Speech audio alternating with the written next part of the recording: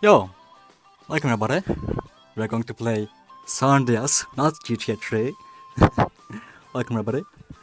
So before starting the run, I'm gonna reset my game, and then we're gonna start. And yep, Josh is with me. He's going Yes, to hi. he's going to explain some stuff. So timer starts when I skip the cutscene. So I'm gonna skip the cutscene in 3, 2, 1. So I'm gonna look for a cop bike or okay, that's perfect. Nice.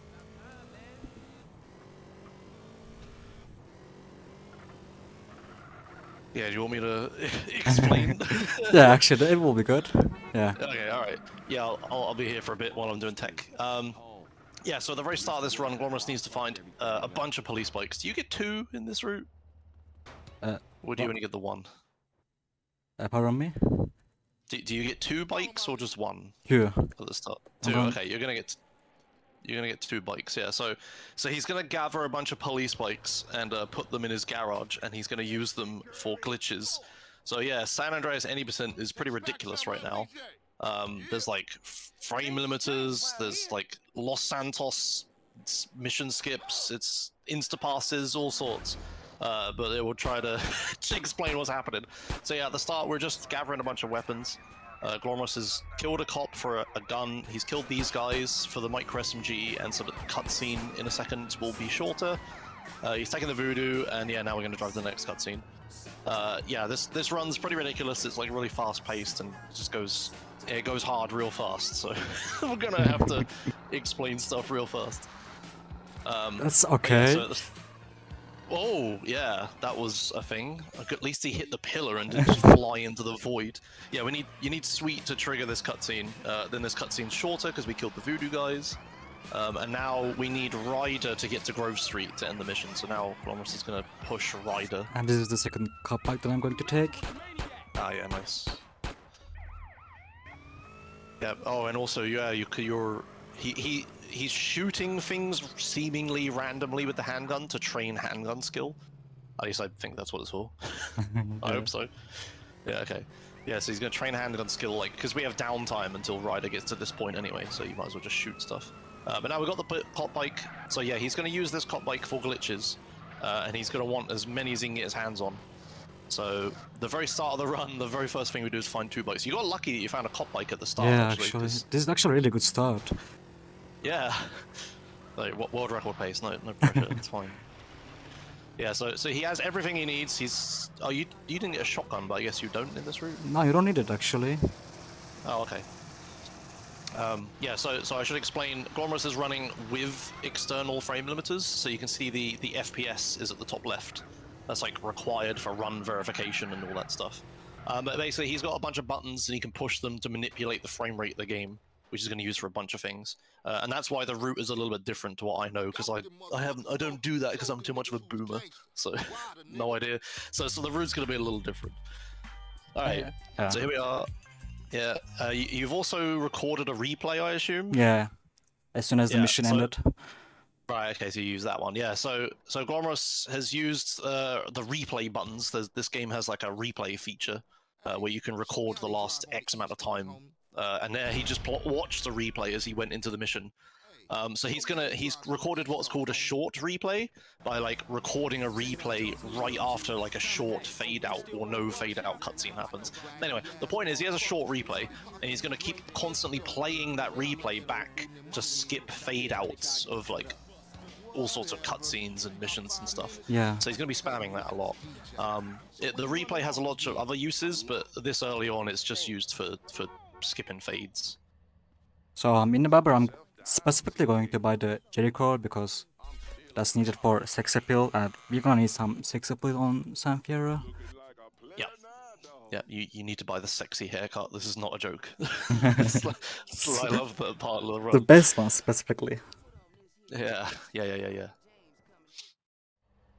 And yeah, we're coming up to, I don't have my splits open, I don't remember the route, but we're coming up to the first dupe as soon as this mission ends. So I'm gonna preemptively start explaining it while not too much is happening, while he's using the band to like block to get here faster. But anyway, so what he's gonna do, he's gonna get on the police bike, or he's gonna save, I think, first. But he's gonna get on the police bike and he's gonna try to do a thing where he starts the police bike and receives a phone call on the same frame. That's gonna mess the game up, and it's gonna give him what we call an on mission 0 like glitch, I guess. It'll either be a phone call or vigilante. But basically, the game tracks whether you're on a mission or not by remembering a number that's either 0 or 1. We call it the on mission variable. So whenever you're on a mission, your on mission is set to 1, and you can't like start other missions and things like that. But right now, if you take a look at his mini-map on the bottom left, he is on mission 0 and can do whatever he wants. So now he's going to take this police bike, he's going to drive out of it, he's going to go to this marker, he's going to reduce the frames to really, really low so he can do the frame perfect trick. There it is, I think. Nice, yeah. So what happened was, he got off the bike, and as he was getting off the bike, he reduced the frame rate to really low. That guarantees him the trick if he can hit the frame. A second he gets to the right frame, which is when CJ is like fully off of the bike, he starts Vigilante, or cancels it even. Or does it start it? Whatever, anyway, he does Vigilante, and then at the same time the phone call rings. So what's happening is he starts Vigilante, and that sets him to on mission 1. Like, if you look at the minimap at the bottom left now, he can't start other missions and stuff, he's on mission 1. But the thing is, the phone call rings at the same time. You shouldn't be able to get a phone call while you're on a mission, but the phone call checks whether you're on a mission or not, like the frame before it comes in or whatever. So what happened, I'm probably explaining this completely wrong, but anyway, he gets a phone call and Vigilante on the same frame. That makes it so his Vigilante and phone call can both be on mission 0. So then he like starts the mission as the phone call is like cancelling. So Vigilante cancels, he goes back to on mission 0, he walks into the marker, starts the mission, which sets him back to on mission 1, and then the phone call gets put down, and then he goes back to on mission 0, and then he can start a second copy of the mission, and he's done the main glitch in this run, which is what we call duping. That's it. Sorry, I wasn't ready to explain this today, but here we are. Yeah, so what he's done is he started 2 copies of this mission on top of each other. And that's really fast because the game tracks how many missions you have passed for like each individual, let's say, person. They're called chains, but for this instance, suite, right? The game tracks how many suite missions you've passed. Well, now because he's doing 2 missions at the same time, when he passes them, he's going to pass 2 missions. So what that basically means is he's going to skip the next mission. So say he's done like 1 suite mission. If you pass one, you go to the second suite mission, and if you pass another one, you go to the third suite mission. Well, he did 1 suite mission, then he passed 2 at the same time, so he didn't do the second one, he went straight to the third one. Because the number it's using to remember how many missions he's done goes up by 2 instead of 1. So this essentially lets us skip missions. So we want to dupe it's a bit more complicated than that, but we want to dupe as many missions as possible so that we can skip as many missions as possible. It gets a bit more messy than that and complicated when a lot more logic gets involved, like you can skip more than 2 missions and all sorts of stuff.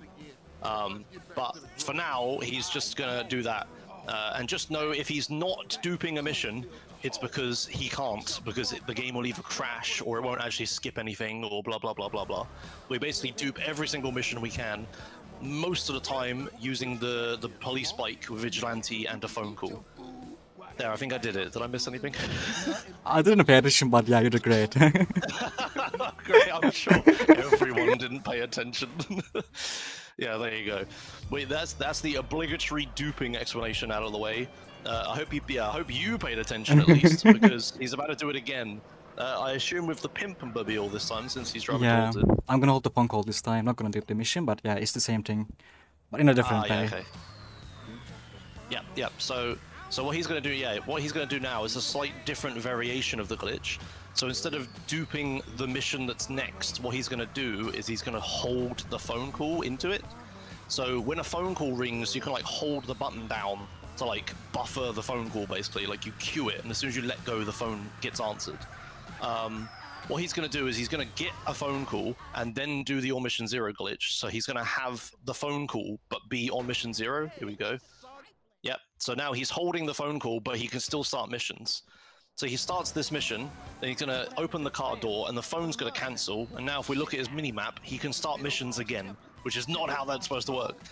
So this is what we call doing the mission on mission 0. So he's going to do 9s and AKs. I think that's what this mission's called. Yep. Yeah, okay. He's going to do 9s and AKs while on mission 0. This doesn't skip anything major. He's going to skip a few voice lines by using the phone call. It's not going to skip any missions with it, but what it means is he can keep that phone call in its glitched on mission 0 state. He can keep it to a later mission where he does want to dupe the mission. So it's basically like, you know, he set up the glitched phone call early, and he's going to use it at a later date. Yeah, also, you can pause buffer to skip some dialogues, which is just holding the Whoa. ESC. Are you on Windows 7, or is that high Nah. frame rate stuff? High frame stuff. Oh, okay. Yeah, back in my day, you had to be on Windows 7 for that to work. But yeah, okay. Oh yeah. So yeah, he regained control in that cutscene. So he answered a phone call in that cutscene. There's like a queue of phone calls that you need to answer to like unlock new missions and stuff. But answering them is kind of slow. But we weren't doing anything then anyway. We're just waiting for dialogue. So he answered the phone call in the cutscene, and he's got one more phone call in the queue, so he can still get the glitched phone call. So right now he's holding the call. So if we look at the mini-map, he can't start missions right now. Also, yes, the mini-map is going to get absolutely covered in markers. I hope you're ready for that. But yeah, he's holding the phone call right now, and he's just going to use it to regain control of CJ here in this cutscene. So he's going to drive into this marker, regain control of cutscene CJ. So now he's moving around in the cutscene when he shouldn't be. He's going to wait until the scripted phone call starts, then get into the car, and now he's just going to drive away. CJ is supposed to be answering a phone call right now, but instead he's just driving a car. And then we're going to drive over to this, go into this marker, and then as soon as he gets out, he's going to hold the phone call again. So as long as you're holding the phone call before the mission ends, you essentially get to like store the glitch. So he's going to keep the mission 0 phone call for the next mission. Yep. And I haven't read chat this entire time, so let's have a look. What am I... Chains is a fan term. Strands is what the developers actually use. Oh, okay, whatever, man. Chain, strand, it's all the same stuff. Yeah, so he's still holding the phone call. Now he's going to dupe drive-by here. This one's kind of weird, since when you dupe drive-by, you don't actually start 2 copies of the mission, or you're not on 2 copies at the same time. So he's still doing drive-by on mission 0. Again, everything I've explained so far has like some exception, and this is one of them. So duping drive-by doesn't actually skip a mission, but what it does do is it breaks the game's like tracking of how many stars you're supposed to have. So at the beginning of the game, you're supposed to have a 4-star wanted level maximum, but during this mission, they set your maximum wanted level to 0. Well, long story short, starting the mission twice on top of itself means that it forgets how many wanted stars you're supposed to have. So now, for the rest of Los Santos, the game thinks his maximum wanted level is 0. So Glomerius won't be able to get any wanted level for the rest of Los Santos. And that actually saves so much time, actually. It's really great. Yes. Yeah, it's really useful because yeah, you need to use phone calls at exact moments, and if you have a wanted star, you can't use a phone call. It also means you don't have to go to the pain spray to like get rid of police at scripted points when you're supposed to. It's just super useful everywhere. And I got a Discord ping. Let's see what that's about. Excellent. It's nothing. Fantastic. Thought it was someone pinging me that the stream was horribly broken, and I hadn't realized. Yeah. This mark is kind of big. It's just a visual thing. Since we don't have any star, we don't have to do paint spray. We can just go around it.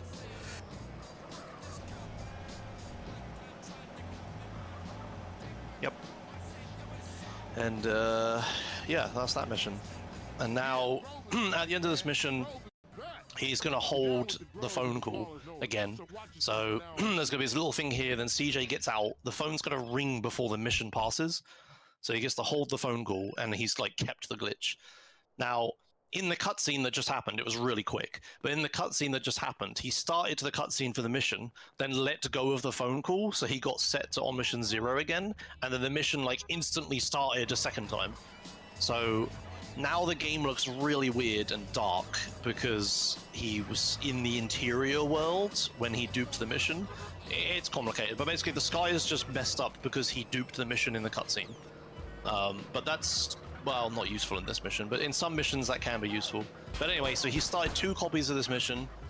So again, when he passes the mission, he's going to get twice the rewards, which is, you know, the only one we really care about is that he's going to pass 2 missions instead of 1. So he's going to skip to the next one. I forget what Sweet Skull dupe skips. Cesaria Pando.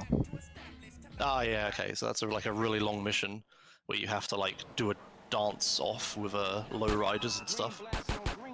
But yeah, we won't get to see it. If you want to see it, watch a no major glitches run. Where this is yes major glitches. So yeah, he skipped the voice lines again by pause buffering, and now we're just going to drive back. So he's basically like used the resource of the glitched phone call to dupe this mission, and now he doesn't have one again. So he's going to have to regain it for the next mission. So yeah, in San Andreas, it's very unusual to be able to start more than 1 copy of a mission. Oh, sorry, 2 copies. There are some ways, and Glomerius will be using them in this run. But for the most part, he's just going to, use a phone call to like start 2 copies of a mission. I'm trying to think what you do next, actually. Is it running dock? No, it's Ogilog on mission 0. Ah, right, yeah. Yeah, so he's got the second police bike he had stored. He's just gonna drive it over here, do the Vigilante OM0 glitch. Boop, there you go. It happens really fast. But if you just caught it, the mini-map like flashed from on mission 1 to on mission 0. If you know what you're looking for, you can tell, but yeah, it's pretty tricky. But basically, he started the mission twice. He started the mission once, and then the phone call or Vigilante or whatever cancelled. And now he's on mission 0 again, so he can receive phone calls and start other missions and stuff. So, weird thing here, he's answering the phone call in this cutscene, and for reasons, that's going to teleport him to the gym. There's this weird... We've known about this since like 2013. There's this weird like trigger box around the police station in downtown LS that if you watch a cutscene in that trigger box, you get teleported to where the cutscene is. We knew about that for years, but we had no way to use it. Well, now the phone call he answered shows him the gym to teach you to be like, hey, you can train at the gym or whatever. So we use it in this mission when you park next to the police station. You answer the phone call in the cutscene, and then it teleports you like a little bit away from where you were. So we teleported a bit closer to the next marker, which is really useful, and we answered a phone call at the same time, which is it's just pure speed. I also made a new replay just as soon as the cutscene started, and after the cutscene I just made a new replay of PCJ. And there's something tricky with the replays. It's not all about fade skips actually. It can help to spawn some cars on the traffic, and I'm gonna use the PCJ replay for that. Yeah. So yeah, he got a replay of a PCJ. This replay is actually kind of slow. You can't really use it to skip fade outs because you'll just lose time. Yeah. But it's the first opportunity we can use to make like a good vehicle replay, so we take it. But he's going to use it towards the end of this mission to try to find a PCJ. So yeah, the game only can remember so many vehicles at one time, and then it tries to spawn the vehicles that it actually remembers. So by watching the replay, we're forcing the game to like load and show the vehicle, and then because of that, the game will like remember the vehicle. So it's like way more likely to spawn it if it's like a legal thing to spawn. It's like you can't make like a Hydra replay and like spawn Hydras in traffic or anything. It's more of like, it's more subtle than that. It's like an encouragement for it to spawn the right vehicle, not a guarantee. So yeah, he played the PCJ replay and he's looking for a PCJ once he starts the mission. Okay, there's no PCJ. I'm gonna play the replay again just before the mission starts, and that's just gonna lead the course like this. Also, I'm holding the phone call. I'm gonna do this mission. Yep. Okay, one more playing replay. Okay, that's unlucky actually. Okay, just a one spawned. Oh, nice. Yeah, that always happens to me. Yeah, I never get one on the car park, and then like, oh, I guess I'm not getting one, and then I find one instantly. Yeah, so we're desperate to find a PCJ here because there's an opportunity to make another fast replay in this mission. So as soon as he drives over to the beach party, there's going to be a cutscene with no fade out, so then he can make a fast replay, and he'll have a PCJ in the replay. So that's perfect. It's exactly what we want. So you missed the camouflaged homies, which was pretty funny. Yeah, yeah, nice. They were in front of a bush. You couldn't see them. Okay, you got more. Oh, okay. Oh, Yeah. Yeah. So we're gonna do a skip here. It's pretty difficult because of the duped mission. You can see there's like 2 of everything. But he's gonna get the homie in the van. The homie's gonna sit in the van, and then he's gonna kill the homie from a distance. And that's going to make it so the homie leaves the door open like that, and now he can just drive away.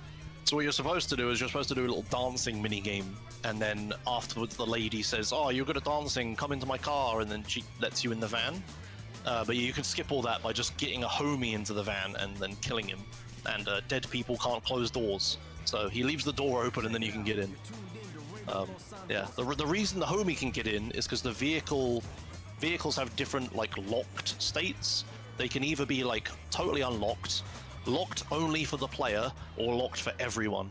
And since the lady you dance for has to get into the van, this van is only locked for the player. So the homie can get in, you get him in, and then just kill him. And that skips the whole dance. And yeah, there were 2 of every vehicle because yeah, he duped the mission. So there's just 2 of everything. That happens sometimes, not all the time, but most of the time. I didn't make the replay, I suppose. Yeah, that's kinda bad actually. Yeah. Unlucky. I mean, I guess you'll have to just make a fast replay without a PCJ in it. Yeah, so he forgot to record a replay, so he still has the really slow PCJ replay. So yeah, you'll have to find time to make a decision. You either keep the PCJ one or you get a new fast replay. I'm just gonna keep it. Yeah, okay. Probably more consistent.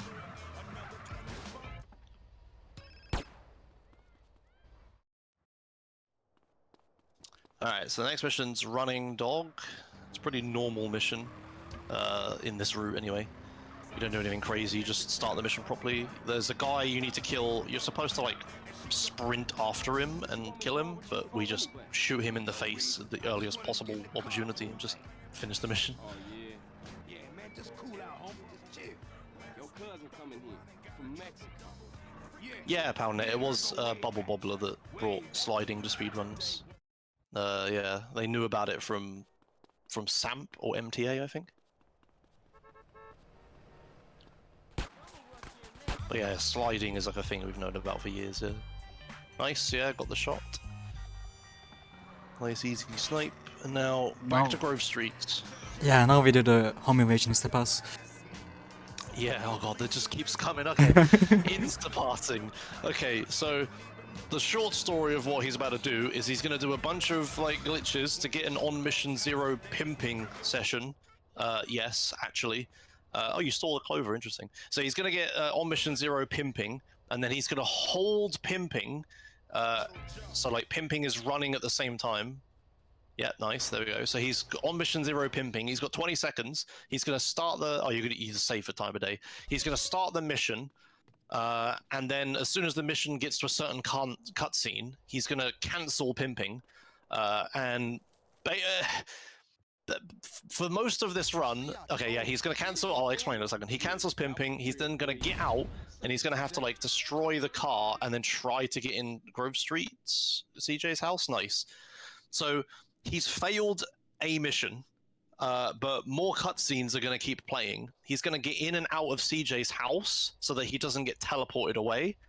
Oh, Yeah, true. nice. And then he's also going to get an on mission 0 phone call. Now I just limited the FPS to 3. That makes the fades longer. So a phone call rings. As soon as the phone call rings, I just enter the house because if I don't do that, it's just going to me. It just game is going to teleport me to somewhere else, and that's so slow. I parked the clover here because like just taking that Broadway and turning it is much slower. You can just take this instead, kind of faster. Yeah, sure.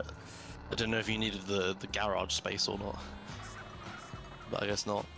Yeah, so yeah, a bunch of stuff happened, and what that does is it instantly passes home invasion. So he just completed home invasion without having to do the mission.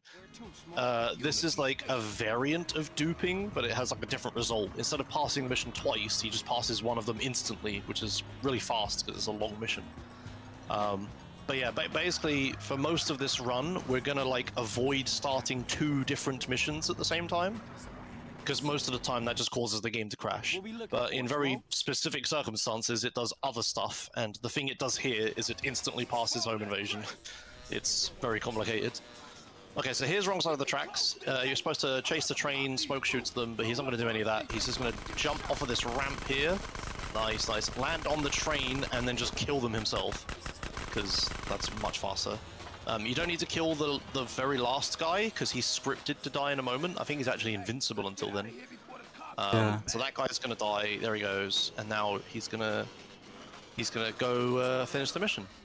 Hey, you better clear And out, I'll be CJ. right back a I second. don't want those crash fools trying to pull you into some shit. All right, homie. You be careful with those cats. I'm gonna see you later. I'm just gonna take this Sanchez. And the next mission is Alex the Explorer.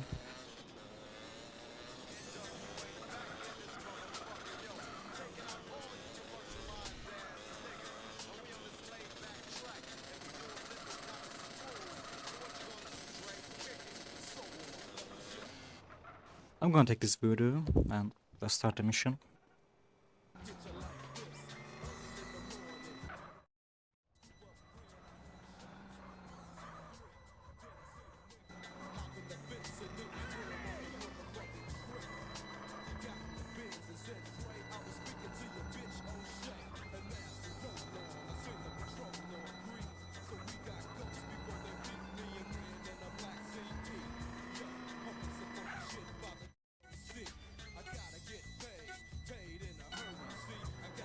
There's nothing to talk about this mission. It's just racing. That's it.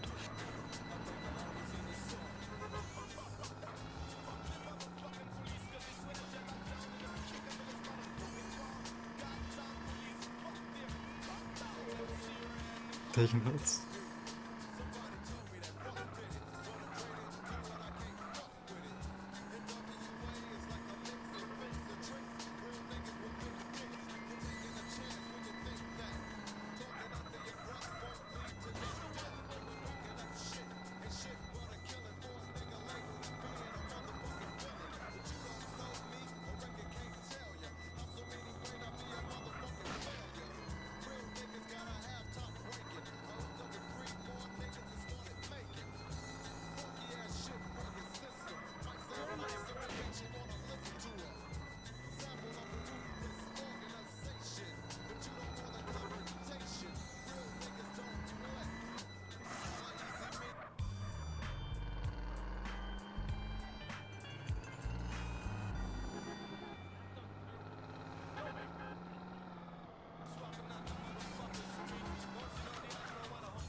Oh, I'm gonna play the replay one more time, right here. So I might get a bike. It will be pretty fast. I need it.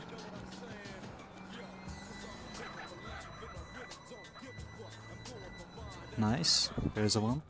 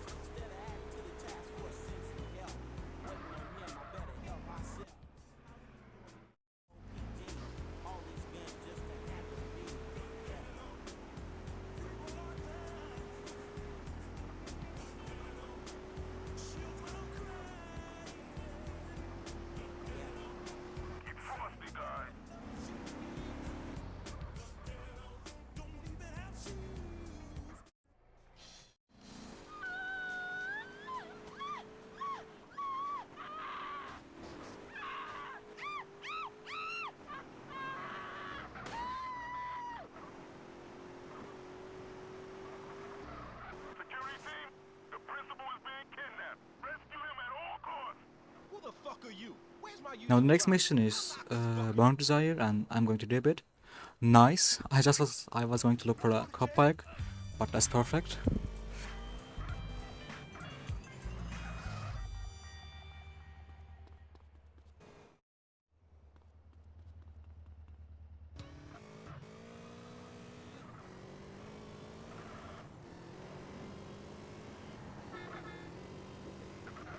Right here. It's going so well, by the way. Like, nothing really bad happened so far. So I'm gonna do this mission. Nice.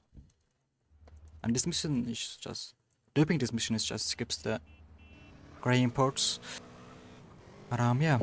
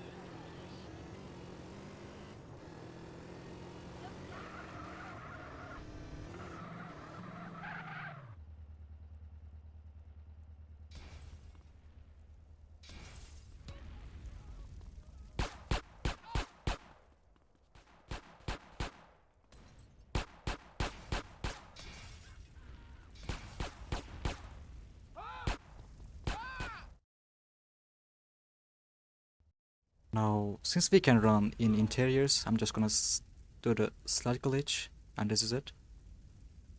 It's faster than just walking, but slower than running. But it's good enough to do it in the interiors. Shit, the house is collapsing!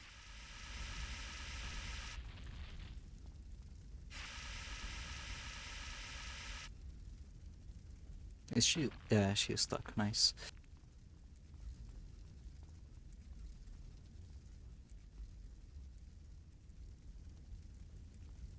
Hopefully she is following me. Nice. Good.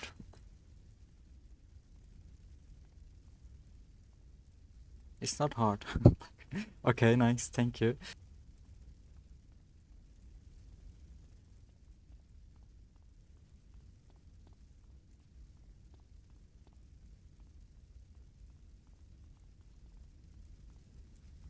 Hey, if you don't need it no more,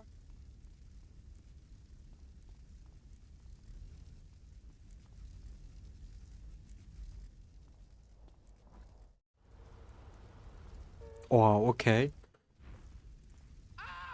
Dude. I was nearly dead there for sure. Hey, you look pretty shook up, girl. You want me to take you home? Yeah, please, thanks. Where you live? Just off Grove Street. No shit. What you doing in Vargo's hood? I like to live dangerously. You're CJ, right? Yeah, how you know me? Everybody in the Grove knows you and your brother. But I thought you'd run. This is my place. Hey, what's your name? Denise Robinson. Give me a call sometime. We should go out or something. Yeah, I like that. Okay, I'll catch you later, CJ.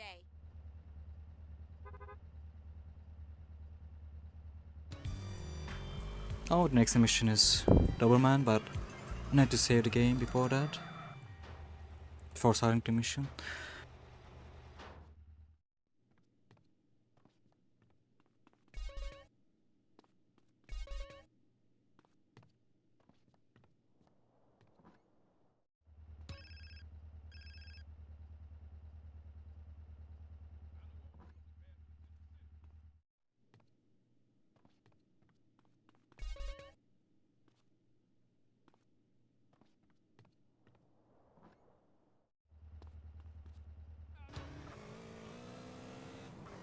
There's literally nothing left to explain, but if you want to talk, you can come to chat, Petrus, by the way.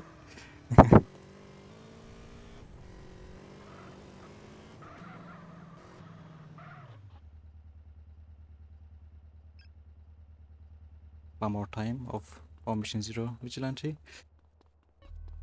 And I'm gonna pick this grenades.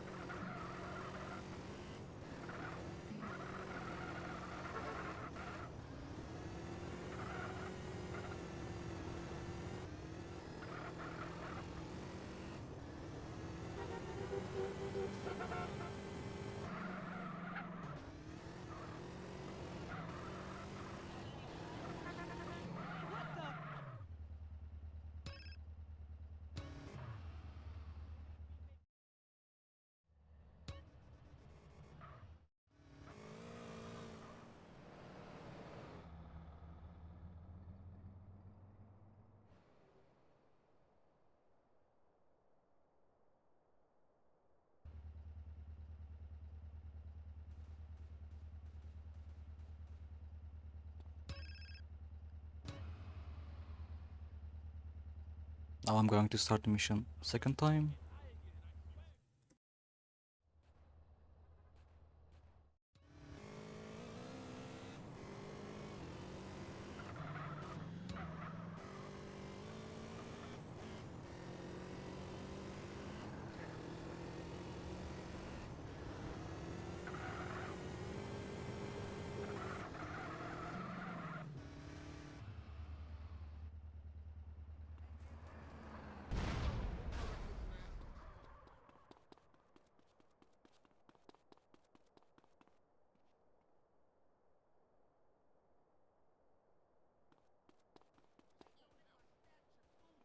You know what this is?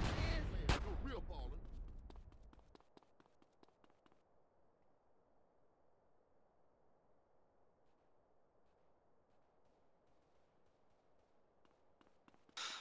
Hello? Yo. Hello, I'm back. Sorry. What did I miss? Nothing actually. I just duped the Burning okay. Desire and I duped the Doberman. Alright. Now we're doing, yeah, Dogman. Oh, you stand in a very different position. Interesting. Kinda better, for me at least. Yeah, they do seem to spawn a bit closer there. I might have to yoink that setup.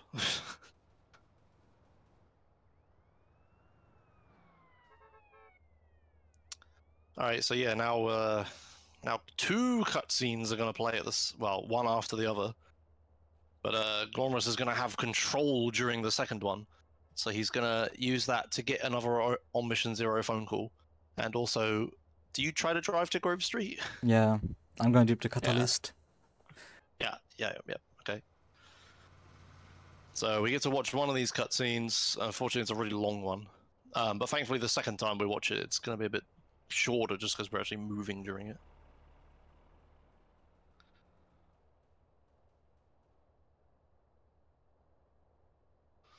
Oh, also a small fun fact. In this mission, there's kind of GTA 5 style, there's two different types of dialogue. Here, the guy said, 10 pennies set me up. But the next time you do the mission, he says, bust a crash set me up. So yeah, it's kind of like GTA 5, where like if you fail a mission once, they have different dialogue for the second time. I don't know why that's the case here. This mission's really weird because it was like a bastardized version of two different missions that got cut. But yeah, anyway, if you look at the minimap, you can see Glomerius is driving to Grove Street. Now he's going to hold a phone call. Yep, he's holding a call. And I Now he's just going to fell. keep driving back. Oh yeah, you can tell he fell off because the stats screen opened again. Bust the crash. Now you have to try to find the bike without being able to see anything. Oh, you got back on, nice. Cool, yeah, you got way down the motorway, so yeah, Glomerius managed to drive back loads while that cutscene was happening. Saves so much time. And yeah, the guy said, bust a crash set me up the second time for some reason. Right, so now he's got the glitched on Mission Zero phone call again, and he's gonna start this mission, and then in the cutscene, let go of the phone call, bam, bam, yeah, blinking you miss it. And now he started two copies of the mission, and you can tell because there's two cars. Don't give me a hard time about my drive. This is one of the missions that you, if you dupe, it has a bunch of really weird effects. because there's 2 copies of the same mission running at the same time, they they have a shared pool of memory that they use. So in this mission, there's like a number that tracks how far through the mission you are. So once you kill these guys, it will progress by like 1 or whatever, and then you kill the next guys, it will progress to 2. But because he's done 2 copies of the mission at the same time, it's gonna like increase by 2 each time.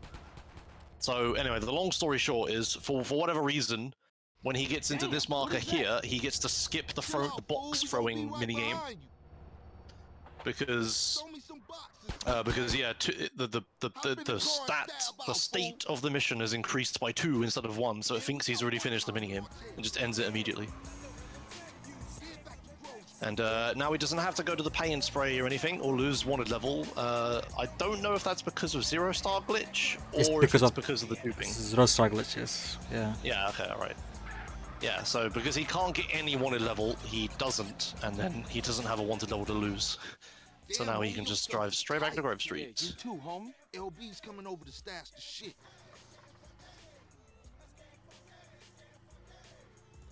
Yes, there you go, what Powdernet said. Mission scripts share local variables, the state is incremented by 1 twice, so a part of the mission is skipped. Yeah. If you like Boolean logic, then this is your game. Right, so house party, pretty normal mission, but we have grenades, which makes it like hilariously fast. Oh, you do that differently to me. I blow up the right car instantly and wait for the left one to blow up, but you did the opposite. I guess it's the same effect at the end. I have no idea actually. Yeah, look the same. Right, yeah, there's a bunch of enemies in that bush between a couple of houses that he just threw a grenade at. And that just skips killing them because they're all just dead already. And yeah, that is one of the fastest missions in the whole game. I think like High Noon is pretty similar, but it has a really long cutscene at the end.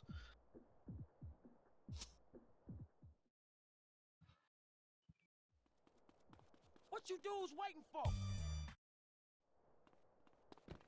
Okay, now we're at the end of Los Santos. After Catalyst dupe, there aren't any more dupes in Los Santos. We've done them all, so now we just play the game normally for a little bit. At the end of this mission, his wanted level will return to normal, so he'll be able to get wanted level again. But that's not too bad. We're done with Los Santos anyway, so we kind of actually want wanted level in Badlands, funnily enough. King in Exile? Okay, cutscene. I wasn't counting cutscene missions, because yeah, King in Exile and Fish in a Barrel would be the fastest, come on. I mean, like, actual missions. Alright, so here he's got a shotgun, the mission gave it to him, and he's going to use it to just do what we call the sliding glitch. Did you already explain that, I guess? No, actually, I just said I'm gonna slide. Okay. Right, yeah, okay. Yeah, so he's got into a weird movement state here where he is simultaneously crouching and not crouching, or is it sprinting and not sprinting? I don't remember. Anyway, the game gets confused, haha XD, and yeah, you can move like in this weird way, we call it sliding, where you have to like aim the weapon, and he like moves faster in a straight line. Oh, you use frame limiter, that's interesting. Yeah, it's faster actually. Instead of like plus offering, you can just limit the FPS to 3. That also makes the grenade stays in the air and it's going to explode in a faster time. Huh, interesting. Okay. But yeah, so yeah, he gets into this weird movement state called sliding, and it's not useful in the open... Oh, my headset fell off. It's not useful in the open world, since you can just sprint normally. But inside most interiors, asterisk, you can't sprint, so it's like actually faster to do the sliding glitch. There is an even faster form of sliding called chainsaw sliding, but I don't think we ever use it in a run anywhere. No, actually there is a way. Like in a home in his you do it, I think. But Tape is doing it, but I never did that.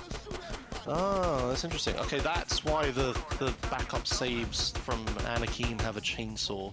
I guess to actually get it as part of the route. Interesting. Okay. Yeah, it says chainsaw sliding takes a little bit more setup, and you can only do it with a chainsaw. But it's faster. But yeah, you can only use certain weapons to slide with, I should probably say. So like weapons that modify your movement speed when you aim them, like silenced pistols, shotguns, AK-47s, stuff like that. You can slide with those. And also the first-person weapons, like cameras and rocket launchers.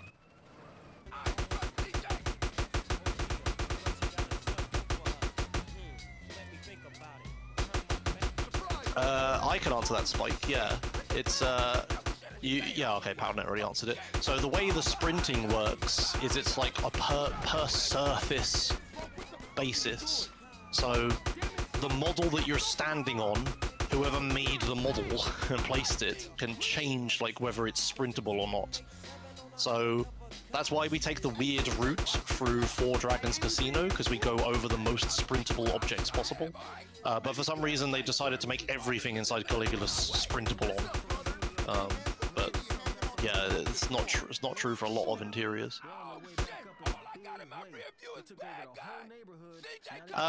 The chainsaw slide is faster because it's actually a different kind of sliding. You're like using so the slide that we do normally is by like aiming the weapon, like you hold right click and you aim down sights or whatever, or hip fire or whatever the fuck it is.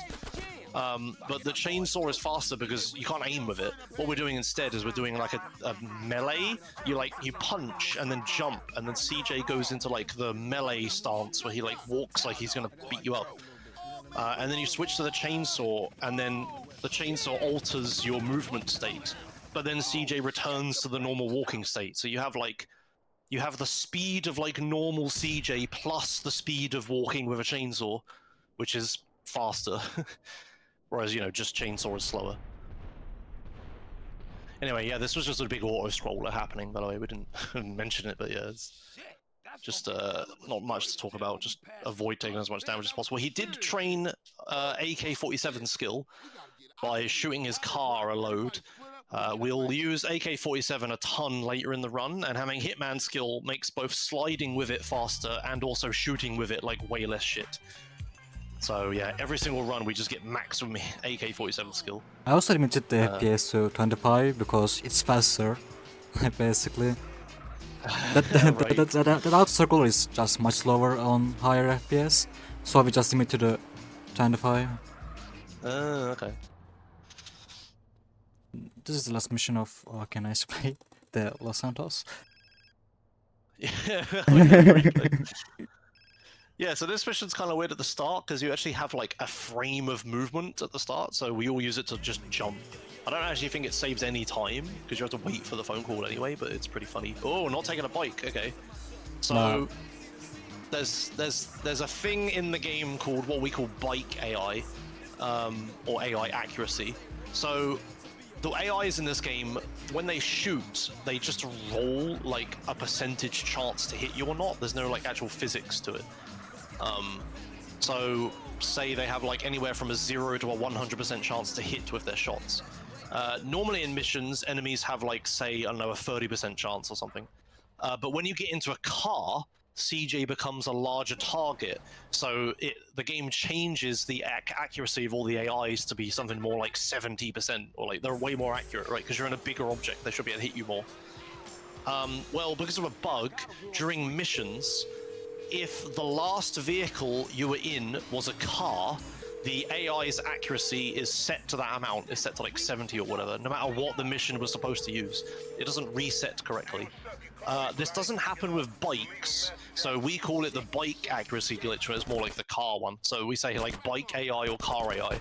So because Glomerius took a car to this mission, all of the AIs are going to be really accurate. So it can get a little scary if he like actually starts taking damage, but he's killing them fast enough. It's like perfectly doable. But yeah, if you take a bike to this mission, you're basically like invincible. It's actually like a really bad bug that they didn't catch that like ruins the difficulty of a lot of missions. So like back in the like PS2 days, there are some missions that people thought were really difficult, like Sweet's Girl and A Home in the Hills and such. And that's just because if you take a car in those missions, the AI accuracy just goes through the roof, like way more than Rockstar intended. Yeah. And that's like a bug that affects like casual gameplay. It's really bad. Anyway, that's Los Santos done. Now we're done with all that.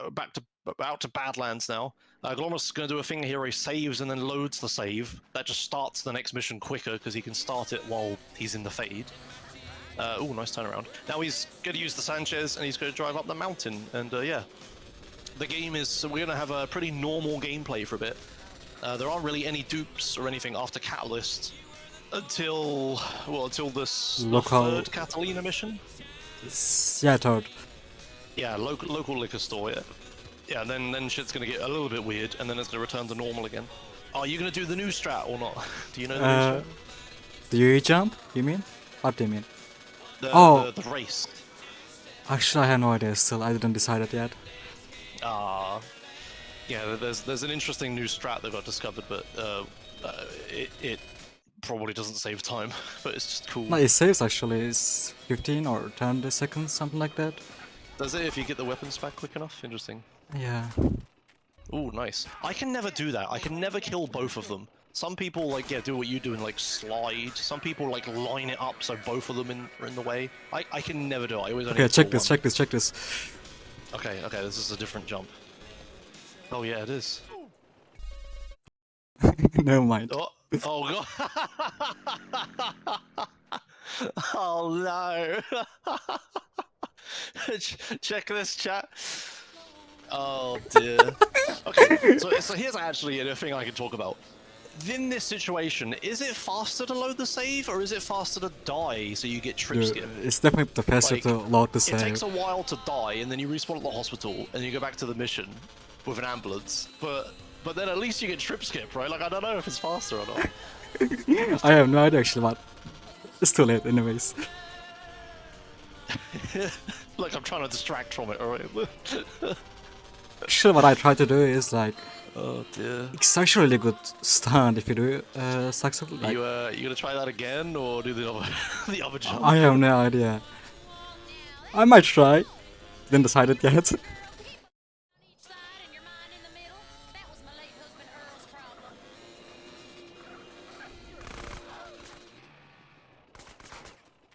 Oh, nice, kill them both again.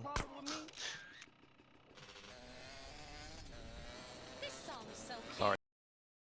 Here we go, here we go. Nah. I'm checking this. Okay then. Let's go! Oh, okay. Oh shit. Oh wow. Oh, and then the car hit you. Okay, that was actually pretty cool. Well, the thing is like, Is the spinning necessary? yeah, it's necessary actually. But the thing is just you get I think so, you're muted in Discord, I can't hear you. you just get so much boost actually like doing that flip.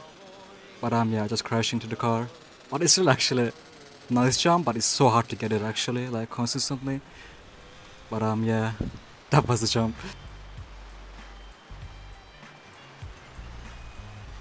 Oh, there you go, I can hear you again. Hello. Oh. I had to like listen to the stream to hear you. Yeah, okay, interesting. That's really weird. I didn't realize that was a thing. I don't know if I want to try this. No, don't try it. Your PB? No, I didn't. You're inverting. You're like you're muting when you talk and unmuting when you don't talk. Oh, that's silly. Discord. I need to tap for that. Yeah, I still don't need you. Whatever. I'll just listen to the stream.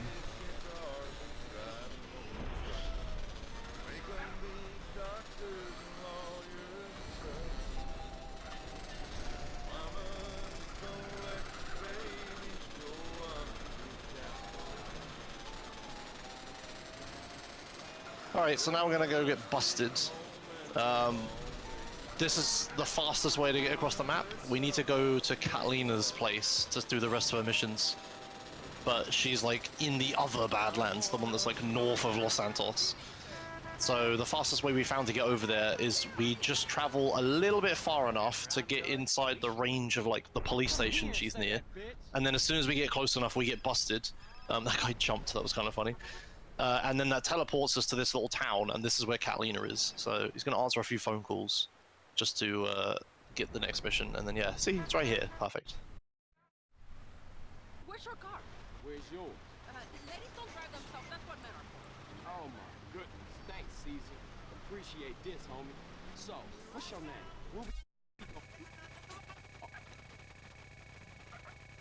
Ooh, Paul's buffering to skip voice lines, alright. A gas station in Dillimore. I know where the takings are, I blow your fucking balls off! I'll warn you. I'm dead. Oh yeah, punching Catalina there is actually functional, because it's going to make it so that she doesn't get run over by the truck while we're lining up for the trailer. Otherwise, she's like gets too close, and if you hit her, she could die.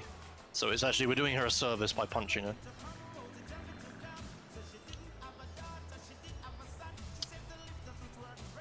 Okay, you do a slightly different route here. So yeah, Glomerius is going to drive like as the crow flies through these hills and forests.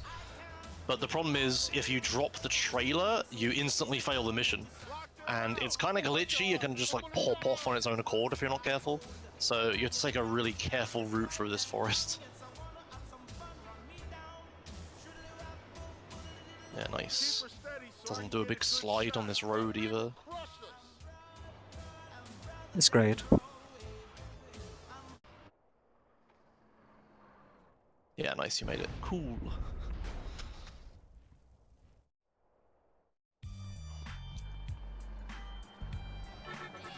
Alright, now we gotta look for a car.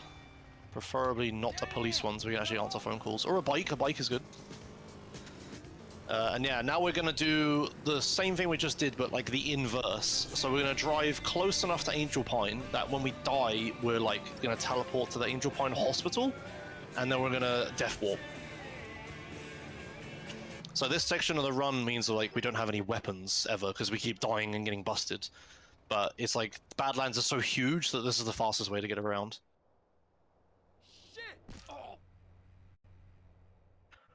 Yeah, shoutouts to the SDA forums, which still hosts the image for these spots. Someone made like, I can't remember who it was it Patrick? Someone made a map of like the area you have to go to before you're close enough to the next hospital or police station. It's really useful, but turned out it was only super useful in Badlands.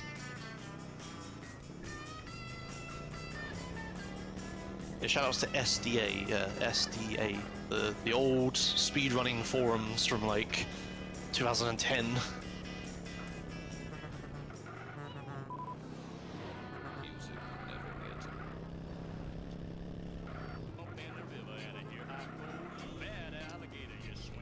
Oh yeah, switching to K-Rose, good choice, yeah.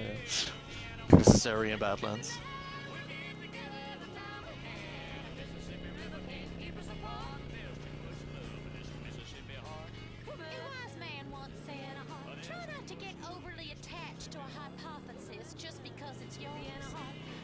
Alright, so in this mission, there's a combine harvester who we need to steal. He's gonna get to it as quickly as possible, but also make a little stop. Oh, you do this strat. Oh no, wait, what are you doing? Oh, you're just going left. Yeah, Okay. this is strat. I thought you were gonna kill the guy on the left for the rifle. I was like, what the hell? This is ancient. Okay, yeah, so he's gonna... There's a guy driving the truck thing, combine harvester. He's gonna kill him for his rifle. And we're not actually gonna use that to shoot anybody. We're just gonna blow up the car in a minute to, again, death walk back to Angel Pine.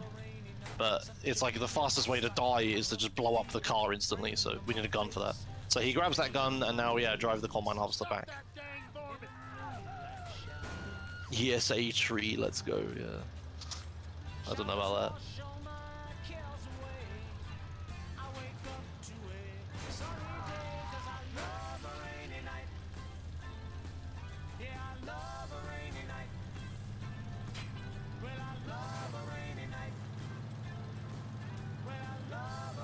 No, he's not doing the jump, he's driving around. That's Come too on. hard, actually. That's too hard.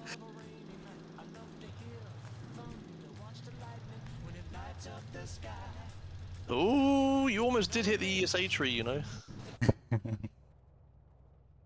Man, you brought peace back to my valley. Thank you, friend. I'll call you when the whoop-de-doo is ready. Just make sure you get that cash.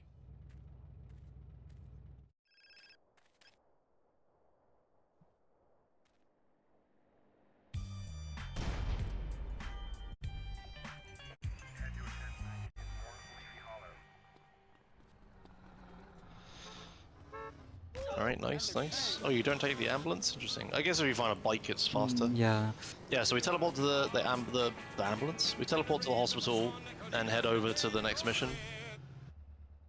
This one's just like a cutscene that plays just to advance the story a bit. And then we have to go all the way back over to Catalina again. So I'm gonna do the same thing we did earlier where we drive like through half of the Badlands, and then once we get over a bridge, he'll stop and get busted. And then I'll teleport him the rest of the way.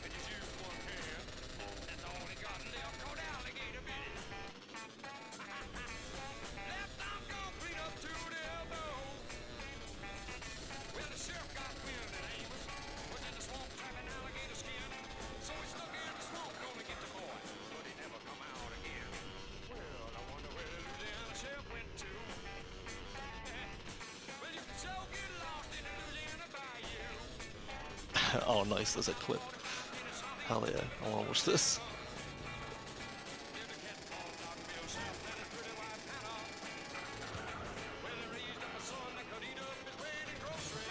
I knew a Cajun once. In fact, I knew 13 of them, but only for you, honey. And this time, you're gonna have to pay. I keep moving on, you know. After someone's gone and died on me, I have to... My beautiful police car. Stop running away, boy. You're out of here. All right, awesome, sick clip. I'm gonna post that to Twitter right now. I'll rip your head off, you fuck. Okay, yeah. So he got busted again, and now we're gonna head over to Wow, there's nothing to take, Kalina's place. actually. So we get one more normal mission before stuff starts getting fucky again. Bikes was dangerous.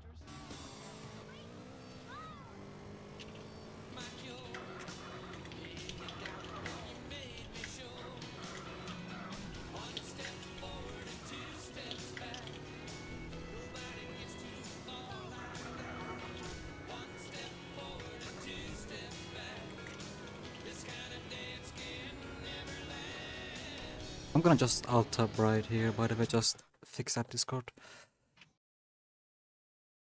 Oh yeah, sure, okay. Okay, nice. Ah, there we go. Good. Okay, yeah. Hey, we'll be Yeah, I on was left. like listening to the stream just to hear you, but then it means I could hear myself. So I was having to like, I was doing really running the sentences because if I stopped, I would hear myself. Real chill. No crazy psycho shit, baby. All right, cool. Okay, so, and good, your game didn't crash when you alt tabbed as well. That's the thing. Oh, baby. So yeah, one more normal mission. He's just gonna drive over, do wait, what's this mission called? Small town bank. Small town bank. That's it. Yeah. He's gonna do this mission kind of normally, but we have to do this one first because this mission gives us our favorite vehicle, a police bike, and then we're gonna use the police bike to get an on mission 0 phone call again, and then start doing some interesting things. Holy crap! I blinked and the guy's head exploded. Jesus, that was fast. Give up! You're surrounded! Quick! We haven't much time! I see him! Better take the back door! You Follow ain't me! scaring me, and you ain't stopping me. Cops, take cover! Thought you might try the back. Alright, so in this part, there's a bunch of scripted cops that Catalina's gonna kill. There's a few different patterns, but you kind of memorize them over time. So he's just gonna kill all the cops that Catalina needs to kill, and then while she's walking to the next section, he's gonna go to ammunition. So because we've been death warping and busted warping a whole bunch, we don't have any weapons. So he's gonna buy a rifle, which we're gonna use for the next mission. Oh, and no armor. Okay. Okay. Nah, no, I don't need that. Okay. All right. Fair enough. So he's got a rifle. Yeah, we need that for the next part. And annoyingly, one cop spawns and slowed her down. But yeah, once Catalina reaches this part and you reach this part, this cutscene plays. You two, freeze! And then you just kill these two cops. And then here is our beloved police bike. Armor only needed in DE. Right. Okay. I guess I forgot strats. Stupid definitive edition.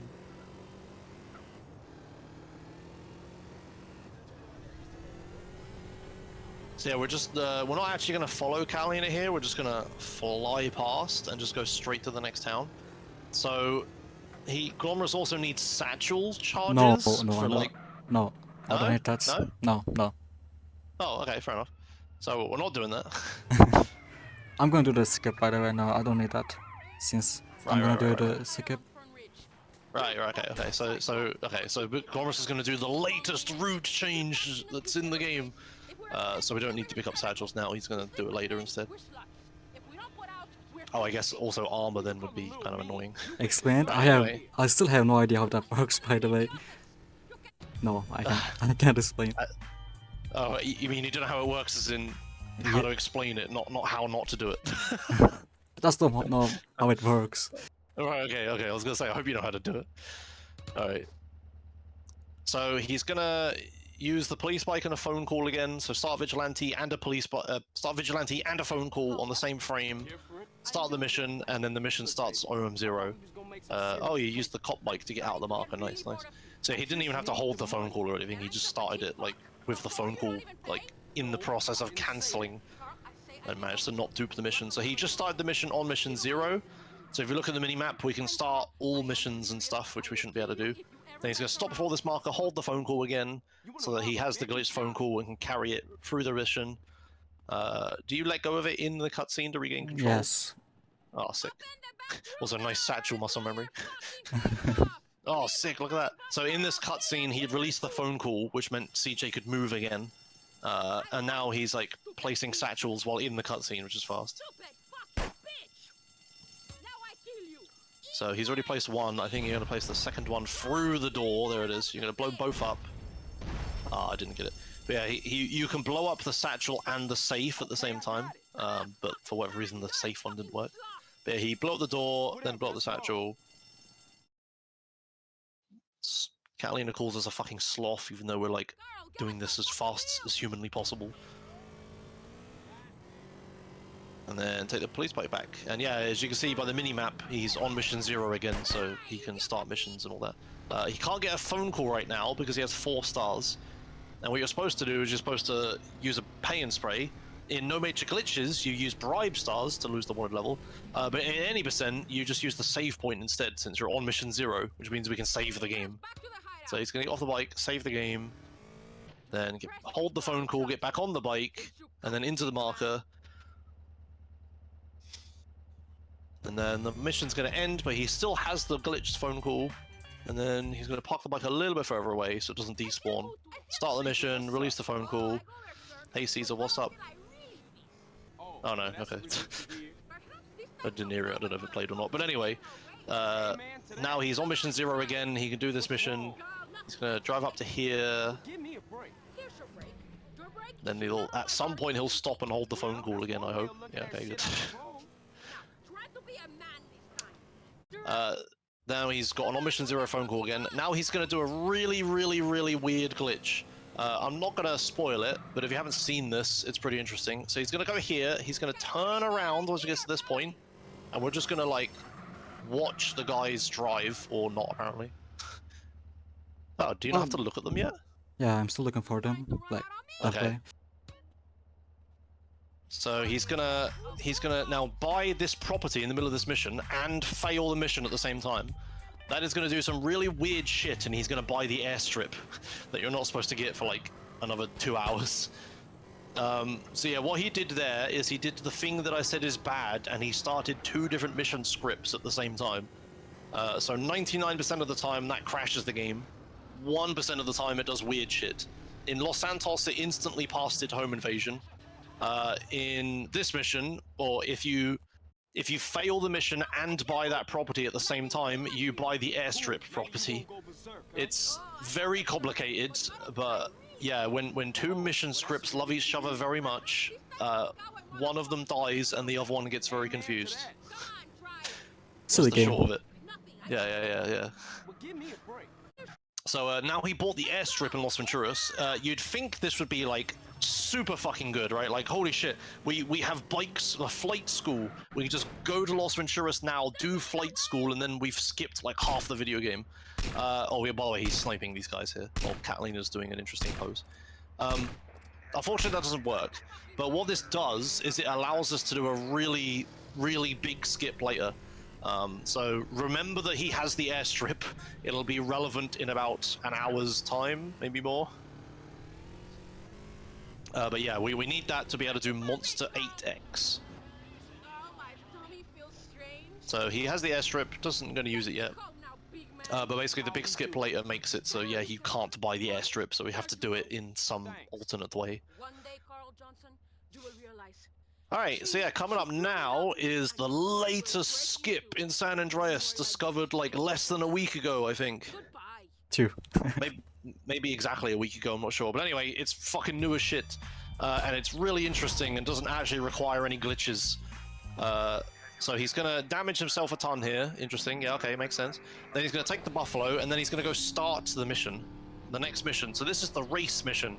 The one where you're supposed to, like, race 3 other dudes across Badlands to the other side of the map. But we're not going to do that, sort of. What he's going to do, he's going to drive over to start the mission. And then we're just going to completely disregard the race entirely. So as soon as it starts, he's just going to piece the fuck out and just drive to where we know the mission ends. So he's going to go all the way to the end of the race, but the difference is instead of following the route that like takes a bunch of wiggly roads and stuff, we can just go whatever route we want and go fucking fast. Yeah, you make your own race route, yes. Yeah, chat's like, what the fuck? Yeah, so reminder, this is in no major glitches as well. This doesn't actually, we're not on mission 0, we're not duping, we're not insta-passing, we're not doing anything. This is just a part of the video game. Dust off your PS2s and give this trick a try. So he's gonna drive to where the mission ends, and then he's gonna park up, and then he's gonna blow himself and the car up at the same time. Yep. He's going to park here, he's going to blow himself and the car up, if he can hit the gas tank. There it is. And now what's going to happen is you failed the mission. See, yeah, you can't quite see because you skipped cutscenes. But what happened is the cutscene where you lose the race happens. Because this mission, if you lose the race, there's like a cutscene at the end where Woozy's like, "Ah, too bad, see you next time, lol." For whatever god-awful reason, if you fail that cutscene, right? So you fail the first mission, another mission starts, which is that cutscene. It's just a mission that is that cutscene, doesn't do anything. If you fail that cutscene, you pass the mission, and you can do the next race. It's really fucking weird. But like, so what he's doing is he's driving to the end, blowing his car up so that he's like in where the ending cutscene is, and then a short while after, CJ dies. So you fail the first mission because the car blew up, then you get into the cutscene, and then you fail the cutscene because CJ is fucking dead. And then, for whatever reason, that makes it so you actually pass the mission, and now you can go straight to the next race with the ZR. It's really weird, discovered by, like... Lily? Oh god, Lily, yeah, it was Lily, like, less than a week ago. It's just a weird quirk of the code, and yeah, we could have been doing this the entire time. It's ridiculous. So he basically just saved, like, a ton of time skipping the race. The problem is now, is that he died, and he lost all of his weapons. And at this point in the route, we're supposed to have, like, a lot of things. We're supposed to have a pistol for skipping phone calls and stuff. We're supposed to have a shotgun for shooting things that are far away sometimes. We're supposed to have a rifle for also shooting things that are far away. We're supposed to have satchels for lots of things later on. But we don't have any of that. We're back to 0, back to just fists. So he now needs to do like a really janky route where he's gonna like, as fast as possible, regain the weapon set that we're supposed to have. And so then all in all, this skip doesn't actually save that much time, unfortunately. You save like 10 seconds, you were saying earlier, right? So That's because you lose all your weapons, yeah. You just lose so much time while taking all the weapons back. Yeah, it's unfortunate. So like, it's like really annoying because if this mission was like a few missions earlier, then we could def warp no problem and not care. But because of where it is in the route, we're so dependent on the weapons we have at this point that yeah, not having any is really bad. Now so, yeah, he's passed both races. Yeah, now I'm going to take the satchels. Yep. So he's gonna drive over to this town where the satchels exist. He's gonna pick them up, and then that's gonna be one load of satchels, and you're gonna need like a second load after. So so this is all time lost, right? So if he just did the race normally, he wouldn't be doing this right now. He wouldn't need to pick up the satchels. So we've got some satchels, enough for now, enough to do like Truth's mission with, which he's gonna drive to. Oh, you're holding the phone call early. That's smart. Yeah, just I don't have to deal with the canceling the phone call. I'm just gonna let go. Yeah, it makes sense. That's a tiny time save. So yeah, now he's gonna drive to trucking. This is the first instance of. We don't do that. We don't do that trucking. Oh, what are you doing? I'm gonna do the Machine Zero Vigilante right before the 555 meetup. That's faster. Oh, okay, you're not gonna carry it through, right? Yeah. That's, okay. Yeah, see, there's another point where like the route I do without the frame limiter and the route good people do with the frame limiter diverges. Yeah, okay. So you're just gonna hold the phone call just so it doesn't ring when you try to start the mission, I see. Well, anyway, yeah, so he's gonna do Truth's mission now. This mission, you need like a ton of satchels, because what you're supposed to do is there's a ton of weed and you're supposed to set it on fire with a flamethrower. But what Glomerius is going to do instead is he's just going to use the satchel charges and just blow up the weed, which is so much faster and also makes it so CJ doesn't get as high, so he's like easier to control and stuff like that. Josh Boomer, yeah. Wait, what is that bug called? It's... Oh, it is just Boomer. Oh, nice. I guessed correctly. Sick. Yeah, okay, so he cancelled the phone call as he jumped out, and now he's going to start the mission. Yeah, this is the first instance of a mission, by the way, that you can start without answering the phone call for it. So if you were paying attention, you'll notice there was no marker, and there was nothing on the mini-map or anything. There was no red circle. He just walked into a random spot, and this mission started. Yeah, for some reason, as soon as you beat the prior mission, this mission is unlocked and you can do it, but there's a phone call that comes in from the truth that tells you to come to his farm and stuff. But all that phone call does is put the marker on the map. It doesn't actually unlock the mission. The mission's already unlocked. So we're not actually going to answer that phone call. He's going to try to save that phone call to use later, because it's like handy to have a phone call that you could use for whatever. But it's not guaranteed because it's kind of mission order, phone call order stuff's going to happen. Anyway, we started that mission without answering the phone call. There's some other missions like that in the run, like the mansion missions in Return to Los Santos. All of them you don't need to answer the phone call for. You can just walk into nothing and it will just start. And yeah, rip weed. Haha, 420 XD. It's fine. You got a lot of the weed in the van. It's fine. Caesar, no time to talk, man. I'm on my way to San Fierro, okay? I'll meet you in Kendall at that garage I wanted to race. Holla at y'all later.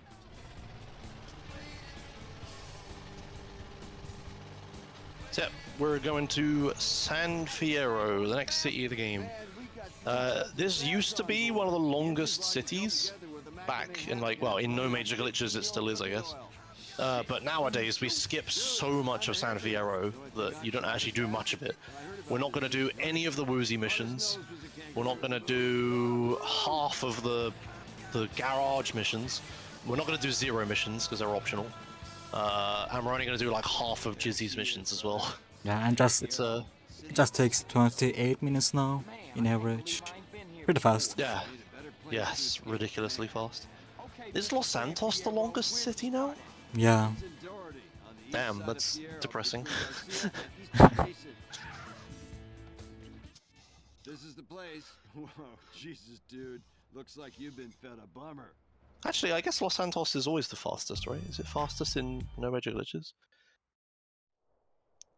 Huh, I'd have to actually fact check that. Anyway, yeah, whatever. Hey, man, how you meet these dudes anyway? So this mission, wear flowers in your hair. Nothing interesting in this mission because Glomerius isn't carrying an OM0 cool, so just regular gameplay. Although, does it happen in this route where sometimes you don't have markers for this mission? No, I think. No, okay, right. Yeah, for whatever reason, sometimes when I do this mission on mission 0, those red circles just don't appear. I have no idea why. But thankfully I know where I'm going, so it's not. Oh, that happens sometimes in Photo Pontiac, actually. It happened me Oh, okay. twice. Right, okay. Yeah, it's like weird. I don't know what causes it. Thankfully, like, it's only ever visual things that just go missing. It's never like it's never actual functional stuff. Yeah.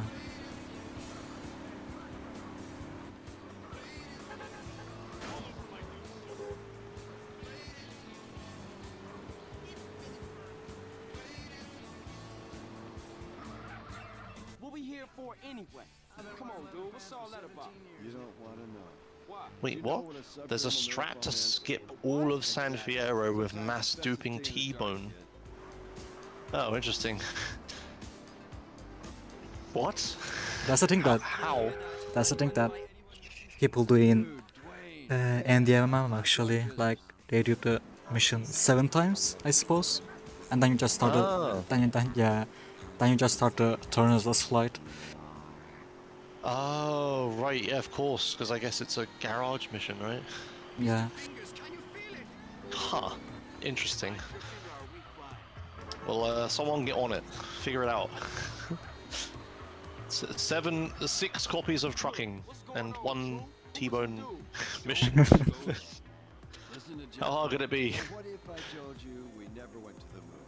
JFK lives in Scotland. Janet Joplin. Yes, mission duplication via memory manipulation with cheat engine. Don't forget that part. Snake-headed aliens run the oil business. I think you popped another micro doc. Good. It's not trucking, it's 360.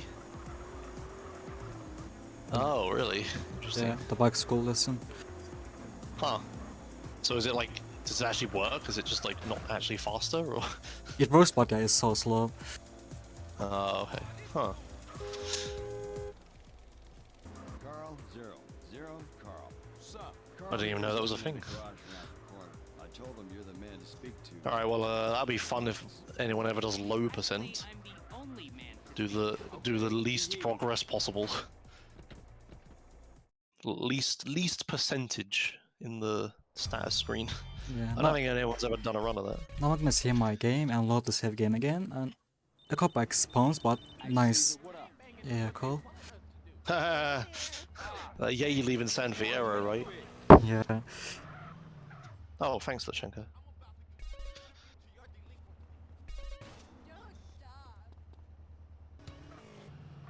From Shadow Dog 4 years ago, damn, dude.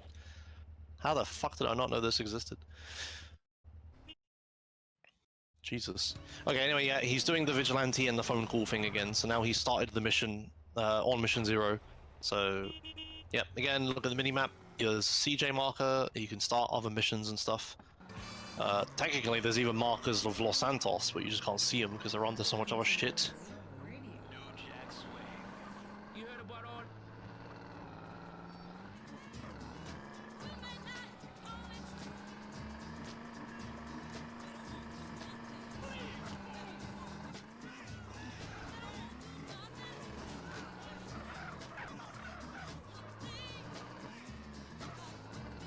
Yeah, there should be SA low percent runs, that'd be fun. All that prejudiceness.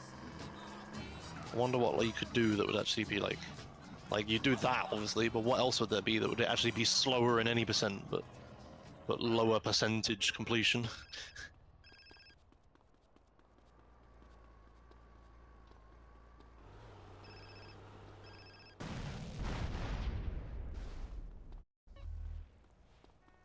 Actually, if you do permissions, does it not give percentage? I'm not even sure now.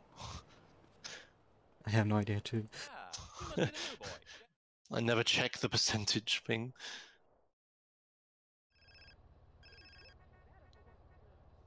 I know that if you can do burglary like 1 billion times, right, to get 100%, so maybe it does increase percentage. It'd give percentage twice? Nah, rip. Hey, sister.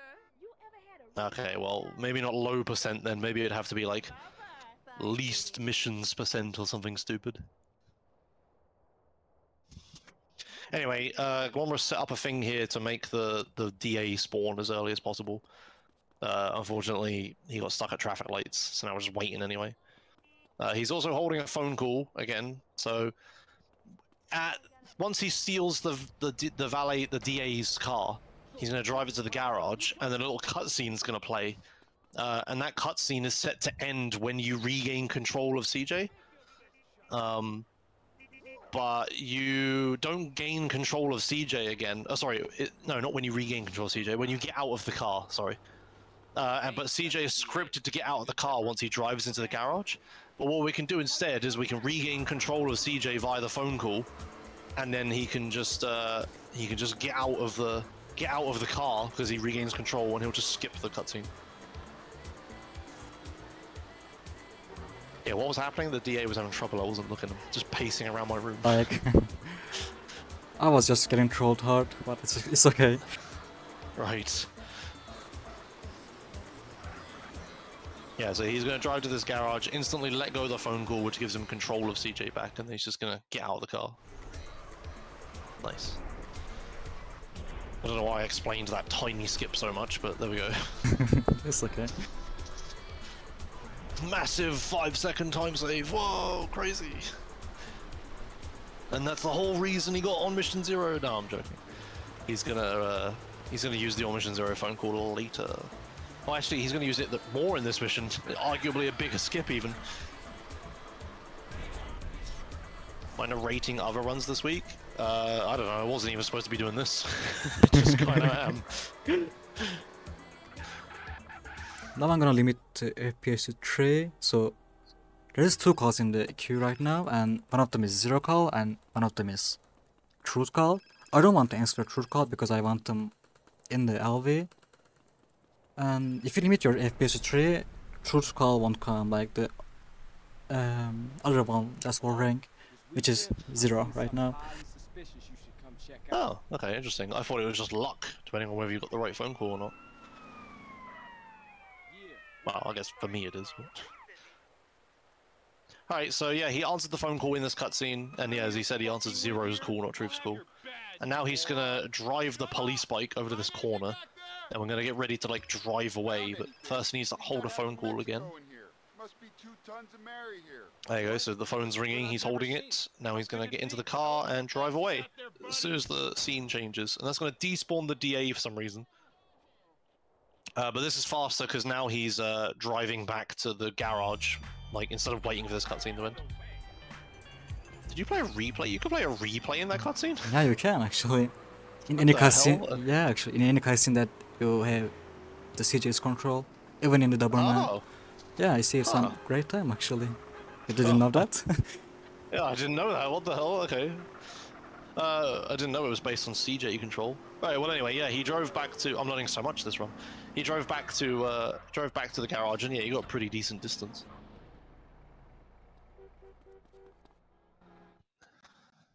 So he's got the phone call still, so he's going to use it to start this mission on Mission 0 again.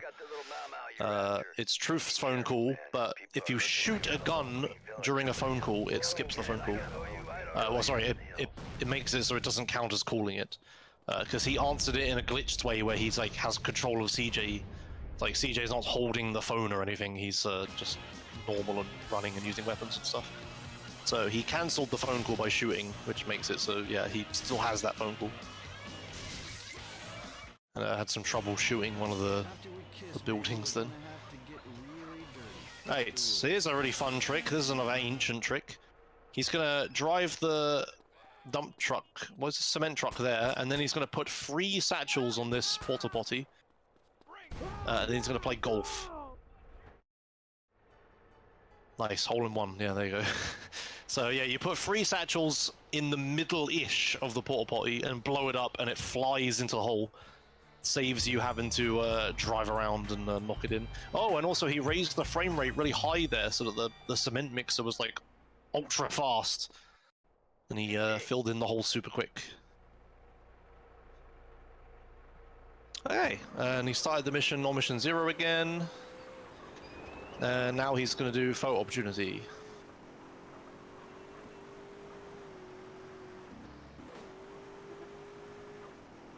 So the fastest way to get to where Caesar is hilariously enough via the sea. So he's going to drive down to this spot over here and grab a boat.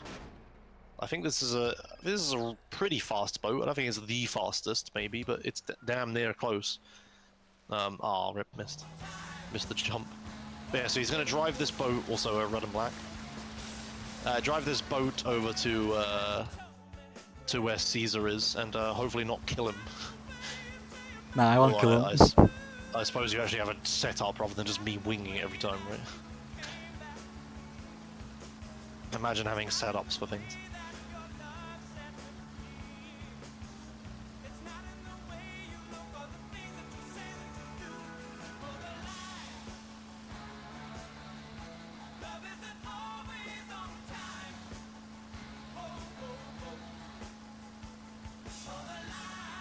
Alright, here we go. Oh, okay, yeah, you're way further to the left. Ooh, I mean... It's clean. Okay, alright, fine. Yeah, once the boat goes upside down, as soon as you exit it, it instantly stops moving, so... Yeah, that's nice. Parks right next to Caesar. Right, well, now's for one of the shittiest parts of the entire game, driving Caesar's god-awful savannah through the Badlands. Even on the flat ground with no traffic, just driving along roads, this car is fucking awful. it's like it's like you play drunk. Like you press a button and then several seconds later the car might turn the way you pressed. And yeah, he did a little fancy jump there to get around that corner faster a second ago. But yeah, so driving this car over rough terrain with traffic on tight, twisty roads is like really shit. If this car flips over, it's pretty much impossible to flip it back, so you just blow up and fail. And now he's gonna have to do a fucking stunt jump across like a hill here. Nice, actually. Nice. Yeah, that was clean. Good. Yeah, if you land bad, you're gonna flip. If you keep going into the fence and hit the fence sideways, you'll flip. And it's just terrible. It's just awful. And now it's still shit because he has to drive across this tight bridge with like traffic on it. Oh, also we haven't mentioned it yet, but he's flicking the camera up and down. That's to like re-roll the traffic. It's like most of the time it just despawns stuff that's in the distance. But sometimes it can like spawn an extra car, so it's kind of just luck. But yeah, you just do it a lot to just get rid of traffic as much as possible. Alright, nice. And now we're not doing IL strats. We're just gonna take pictures of dudes while people shout at each other. There it is, Holmes. Extremely clean drive. Actually, yeah, it was so close to gold, actually. Might even be a gold. Germhead, Yeah, it was pretty damn This is fast. bigger than any gang, is it? Ryder, little bitch.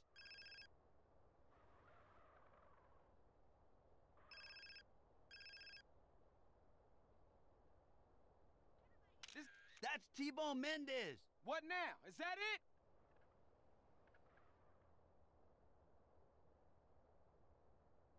Hey, who's the gringo? I don't like the look of that guy. This more than a few thugs pushing product. It's a serious organization.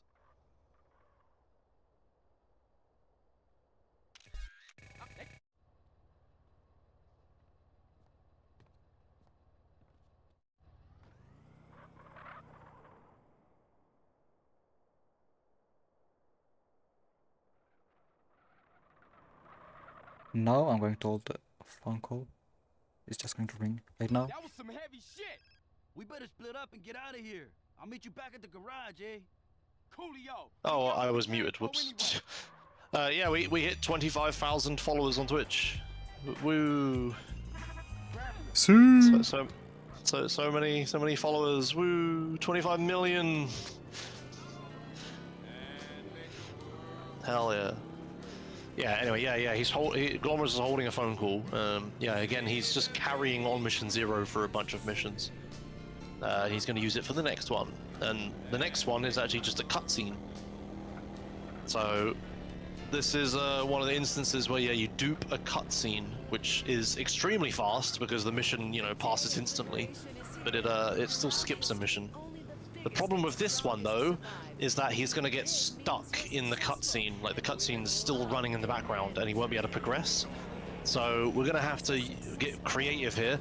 Glomerius is going to use a girlfriend to unstick the cutscene and pass the second copy of the mission, which is useful anyway because we need to date Katie here. So he's going to drive over to where Katie spawns, one of the girlfriends in the game. So if you remember that haircut we bought a billion hours ago, yeah, this is what it's used for. You have to have a sexy enough haircut. We're going to do a glitch where, because we don't have any muscle or any fat, the game's going to like be weird. And if he gets a high enough sex appeal, if you look at the sex appeal at the bottom left, it's like kind of like a quarter of the way up now. But he just drove a caddy, and the caddy makes you really sexy for whatever reason. See, his sex appeal is like half now, like slightly over half. And because of that, Katie is going to date you. So now Katie's our girlfriend. And that's really useful because it makes it so that when you die, you don't lose your weapons. So if you noticed, we've been dying quite a lot this run because sometimes dying is faster. But now you won't lose your weapon set when you do it. And also additionally, if you're close enough to Katie's house, you'll teleport to her house instead of the hospital. So here he is. He just duped Jizzy, the cutscene. And now he's going to blow himself up. And he's going to do what I just said and teleport to Katie. So he's in a weird state right now where if he starts a mission, the game is going to crash because there's already a cutscene playing in the background that's stuck. Like, he started 2 of those cutscenes, one of them passed, and the other one is just stuck running. Hey, Carl. So what he's going to do is going to take Katie out for a date here, Sweetie, let's go get some food or something. You got a strange and then he's going to, yeah, drive to the closest dating spot, which is just down this little awkward bit of road. Nice. And then he's going to teleport out of the car by parking at a certain spot. walk Okay, into this that was marker. the wrong gun. Ooh, Jesus Christ. Yeah, he teleported out of the car, went inside the interior, did the date, watched the date cutscene for half a second, and then skipped it. And then mission passed. And oh lol, you got the Okay, man. okay. Let's you catch got me, the I guess. jealous girlfriend. Yeah, that's funny. He got caught cheating on Denise. Yeah, so he watched the girlfriend cutscene and then like instantly skipped it, and then that unstuck the Jizzy cutscene, and then he passed the mission. So he got big old mission pass text and everything. Then what he was supposed to do, he was supposed to shotgun Katie so that she would get mad and the date would end. Unfortunately, he accidentally rocket launched her and almost killed him and her, which would have been bad. I think actually I killed her. I think. I'm not sure though. No, she has so much health, there's no way she died. But yeah, so that was pretty funny. But yeah, so now Katie is his girlfriend, so if he dies, he'll keep his weapons. And yeah, he just passed 2 missions like really quickly. So now we're gonna go do the 3rd Jizzy mission, or the 2nd, I guess, since the first was just a cutscene. But before that, I'm just going to take the M4, by the way, since we lost all the weapons. You need the gun. Yeah. And that's Right, yes. Yeah, so this is that skip earlier where he this is where the spawn is. Oh, interesting. Oh, okay. Right. So he also did the OM0 glitch at the same time. Nice. For Time the save. Yeah, cool. Yeah, so because of the skip he did earlier with the race, he doesn't have the weapons he's supposed to have. We've recovered most of it, but yeah, the M4, that's interesting. I didn't know that was there. We were looking for AK spawns. But yeah, he's also going to get the satchels here. Yep. So there's satchel spawns here. So this is actually a pretty fast recovery. Yeah, I guess I could do this in my runs, actually. So yeah, now he's recovered his weapon set enough to be able to complete the rest of the game. So yeah, that's more time lost from skipping the race earlier, but it works out to be slightly faster. Whoa, sick jump. Shame about the tree. Oh dear. Yeah, okay, so now he has an Mission Zero phone call again, because he got it with Vigilante. And now he's gonna start T-Bone Mendez. So he's gonna walk in, watch the cutscene, let go of the phone call, watch the cutscene again, and now he did the thing where he duped inside of an interior. So the game is like, it's stuck in interior world mode. So the weather is like, looks like you're indoors, and there isn't any traffic or any peds, which is like super useful because it makes driving around easier. But it'll only last for the rest of the mission, unfortunately. Oh, sorry, until a cutscene plays. So yeah, now he's gonna drive over. That M4 he just picked up, he's gonna use to like snipe the guys in this mission. And we're gonna skip the whole bike chase part where you're supposed to, there's packages on the back of these guys' bikes and you're supposed to pick them up like while you're chasing them around, but that's really slow. So instead what he's gonna do is, yeah, use the M4 from a distance and just shoot the guys in the head. Yeah, you can only, with the M4, you can only kill 2 of them instead of 3 of them. So he's going to have to chase an extra one down, but that's okay. It's still faster to do the race and stuff. And yeah, fun fact, the vehicle you took to this mission is just parked down there, down the hill, where you'd never think to look for it. I don't know why they don't just despawn it. It's very strange. Maybe the cutscene, it makes more sense if you watch it, but yeah.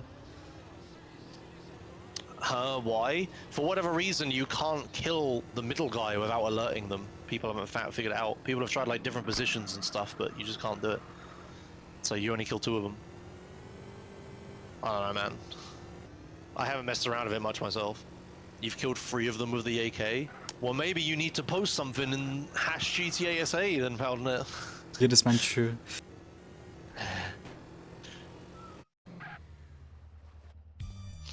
Alright, nice. So yeah, he did 2 copies of the mission, passed 2 missions, and that's Jizzy done. We literally do a single Jizzy mission the entire run. Like, San Fierro is so fucking short. Like, we're almost at the end of San Fierro already. Like, next is Outrider dupe. This dupe is a really weird one. it's one of the complicated ones where you can't just like start 2 copies of the mission and be done with it.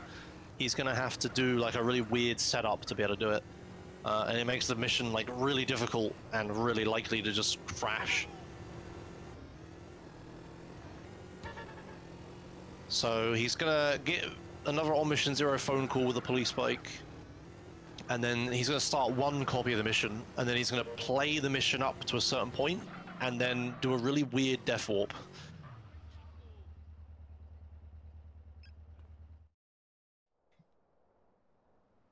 Yep. Jizzy, Look what's at that. going So easy with a police bike. on? Oops. Sorry about that.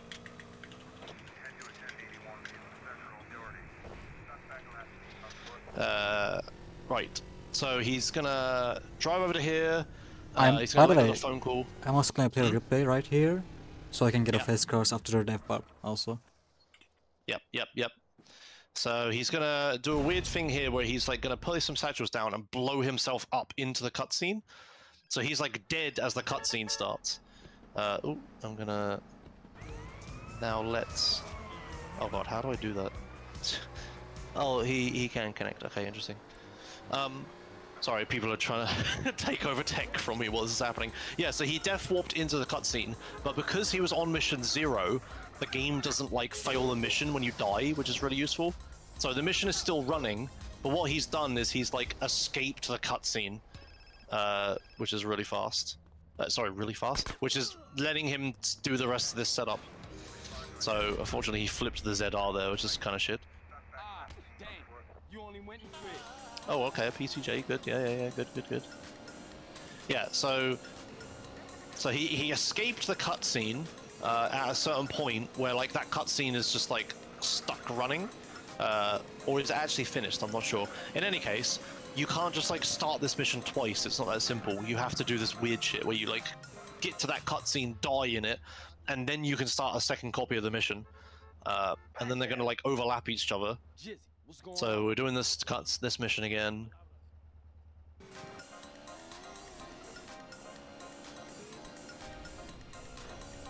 Yeah, he's gonna drive back up the same way, Nice but this train. time he's not gonna. Oh yeah, Jesus. This time he's not gonna death warp. He's just gonna do the next part of the mission. But the fuckery isn't done yet. So here's this cutscene. The car is gonna spawn on top of an invisible copy of itself. He managed to get off of it pretty quick. Nice. Now he's gonna go over to where the van and the bike is. But there's actually gonna be 2 vans and 2 bikes because he's duped the mission. He needs to. He's gonna have to do a really weird thing here. So he's gonna get out of the car next to the marker. Fuck, that was close. You almost hit that. Then he's gonna pick up this rocket launcher, pop the front tires of both bikes, put the satchel down in a certain spot where it's gonna like set the van on fire but not blow it up. Oh, nice. That's perfect. There he goes. Good. So because the van caught fire. Oh. What do you do? Wait, what? Just close the door. Oh, okay, nice. I just failed the setup actually. That's bad. Oh, right. Wait, so the guy closed the door as he got out? Yeah. Oh, I see. What's up? Yeah, so he needs a lot of stuff to happen very quickly there. He needs to, so there's a guy driving the van, and the van is locked and you can't open the door even with a homie, I don't think. Oh, well, no, I guess you could have a homie. No, you can't. Anyway, there's a guy in the van and the doors are locked and he needs to not be in it. And what we want to do is we want to drive the van ourselves. So the mission is going to pass when you and the van are in the compound at the end of it. Normally what happens is that guy drives around a really long route himself that's like super slow. What we're trying to do is we're trying to like set the van on fire and make it so the van moves at the same time, so then the guy jumps out of the van. And because he jumps out of the van, he leaves the door open because, you know, he's fucking scared as shit. But what happened instead is that setup that he did, he set the van on fire, but he didn't move the van enough with the explosion. So the guy just like calmly got out and then closed the door behind him, which isn't ideal. Yeah. So he's gonna try again. But yeah, what needs to happen is the van needs to like catch fire, and then it's gonna explode basically. So the guy gets out because he's fucking terrified of that happening. So he's going to do that. Then he's going to have control of the van. Then What's going on? he can't do the thing I said where he just drives the van to the end of the mission, because he needs to get on the Sanchez. So once you get on the Sanchez, that triggers the next part of the mission where the van needs to get to the end, and then the mission will pass. The problem is, because we duped the mission, when he gets onto the Sanchez, the game is just gonna fucking crash, right? Like, you're not supposed to dupe this mission, it just crashes the game. I mean, you're not supposed to dupe any mission, but you know what I mean. So as soon as he gets onto the Sanchez, the game will crash. But it's okay, we have a way around it. What we need to do is we need to have the van and the Sanchez and CJ all at the compound where the mission is supposed to end at the same time.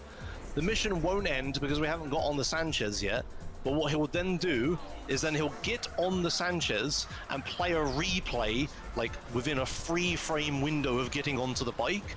The replay will delay the game crashing for long enough for the mission to just pass instead of crashing. But in order to do that, he has to get the van, which is locked and he's not supposed to be able to drive. He has to get and he has to get the Sanchez, which he can't get on because the game will crash if he gets on it. He has to get those two things to the end of the mission. So what he's trying to set up is a situation where the van catches fire, the guy jumps out, so he starts the next cutscene, which puts the van out of fire. He then gets into the van. He's then going to push the van with the Sanchez. Also, there's two Sanchez. He has to figure out which one's the right one. He's going to push the Sanchez, and it's going to fall over. Then he's going to use a little-known game mechanic, which is the fact that bikes have kickstands in this game. They're invisible, but they have them. Just Rockstar detail things. So he's then going to pick up the Sanchez, but make sure he doesn't actually get on it, because the game will crash. Then the Sanchez's kickstand is going to come out. Then he's going to push the Sanchez with the van again, but because the kickstand is out, the Sanchez is going to get stuck onto the van and not fall over. He's then going to push the Sanchez, that will crash the game, with the van that he's not supposed to be inside, that has 1 health, up the hill, into the compound, then get onto the Sanchez and play a replay within a free frame window so the game doesn't crash. Did I miss anything? I think I got it. Again, I didn't pay attention at all. Again. Okay. So Dude, not again! Okay. Oh, that sucks. Oh, that's really terrible, yeah. The problem with this setup is that it takes so long that, yeah, if you fail it, it's like really bad. You'd think at this point it's just like, oh, why don't you just do the mission normally? It'd be faster, right? But the thing is, you don't know that at the start of the setup. So at this point, it is faster to dupe the mission and do what I'm saying than doing the mission normally, right? It's like you don't know the outcome of the dupe attempt until the end. So we're gonna have to try it again. Should I explain it a third time, chat? Oh dear. Your setup is weird. I use the one where I throw the satchel at the corner of the building, and that seems to always work. That was actually newest reference, but it's not working now. Oh, right, okay, interesting. Cringe. I mean, yeah, I don't know what happens with all the frame limiter stuff, so it gets all weird. What's going on? Well, my business associates, they need a little assistance. No, Josh, let him cook. Yeah. Can you explain it in American? No. They'll look at it very, very bad very fast. Is there time for donations? Yes. I guess there's time to plug our merch at the URL just rotated off the screen, so I don't know what it is. But it's there, it exists. Don't know what the URL is, scroll down and you'll be able to see it. We've got a ton of fantastic GTA Marathon merch. Is it actually in this bit? It is in this bit. Yeah. It's also I should probably close my remote control thing. Okay, it's store.streamelements.com/GTA Marathon. We got stickers, which I'm actually going to buy some of those stickers. We got stickers, we got hoodies, we got t-shirts, we got other t-shirts, we got other hoodies, we got other shirts. We have a snapback, which I don't know what is, and the image isn't loading for me. I don't think this website works for Firefox very well. Anyway, there's snapbacks, whatever the hell that is. There's, oh, they're hats, I think. There's mouse pads. Oh, sick, that's a cool design. There's zip-up hoodies, there's desk mats, there's mugs. That's everything. But have a look at door.streamelements.com/GTAMarathon. There you go. That was the plug.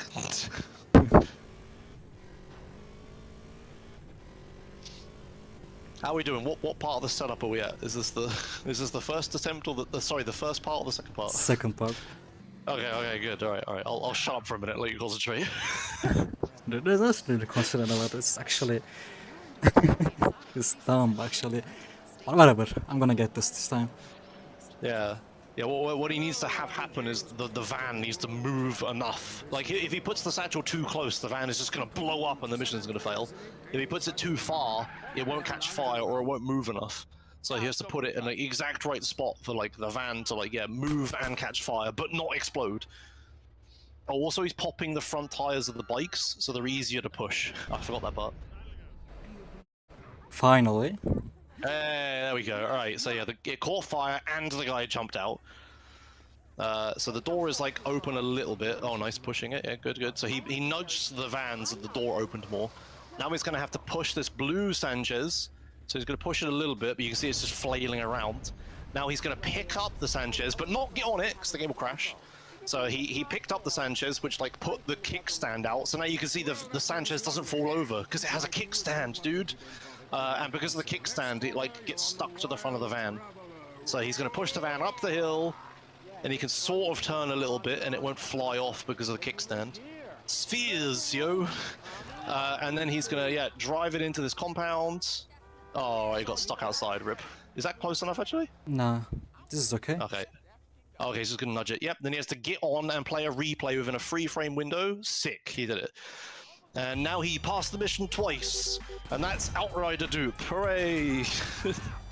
And now we just death warp to KE's just to get to the next mission. Yeah, so Looking for Outrider dupes. Oh yeah, you need a fast car or something. no cop back actually, but I'm just gonna get Oh. 2 stars, I guess. Yeah, okay. Yeah, you use cop bikes more than me because of the whole vigilante thing. Oh, can you use a cop car? That's Oh no! that's Oh nice. my god! No!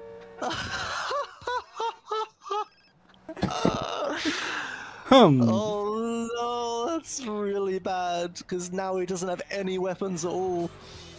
Oh no, you could die because of Katie and keep your weapons, but you can't get busted. You need Barbara for that. Oh fuck.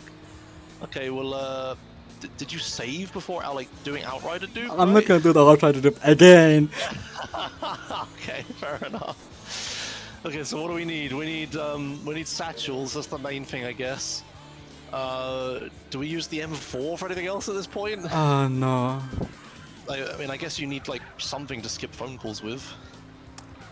I need a rocket, by the way. Like that will be good enough. Yeah. Okay.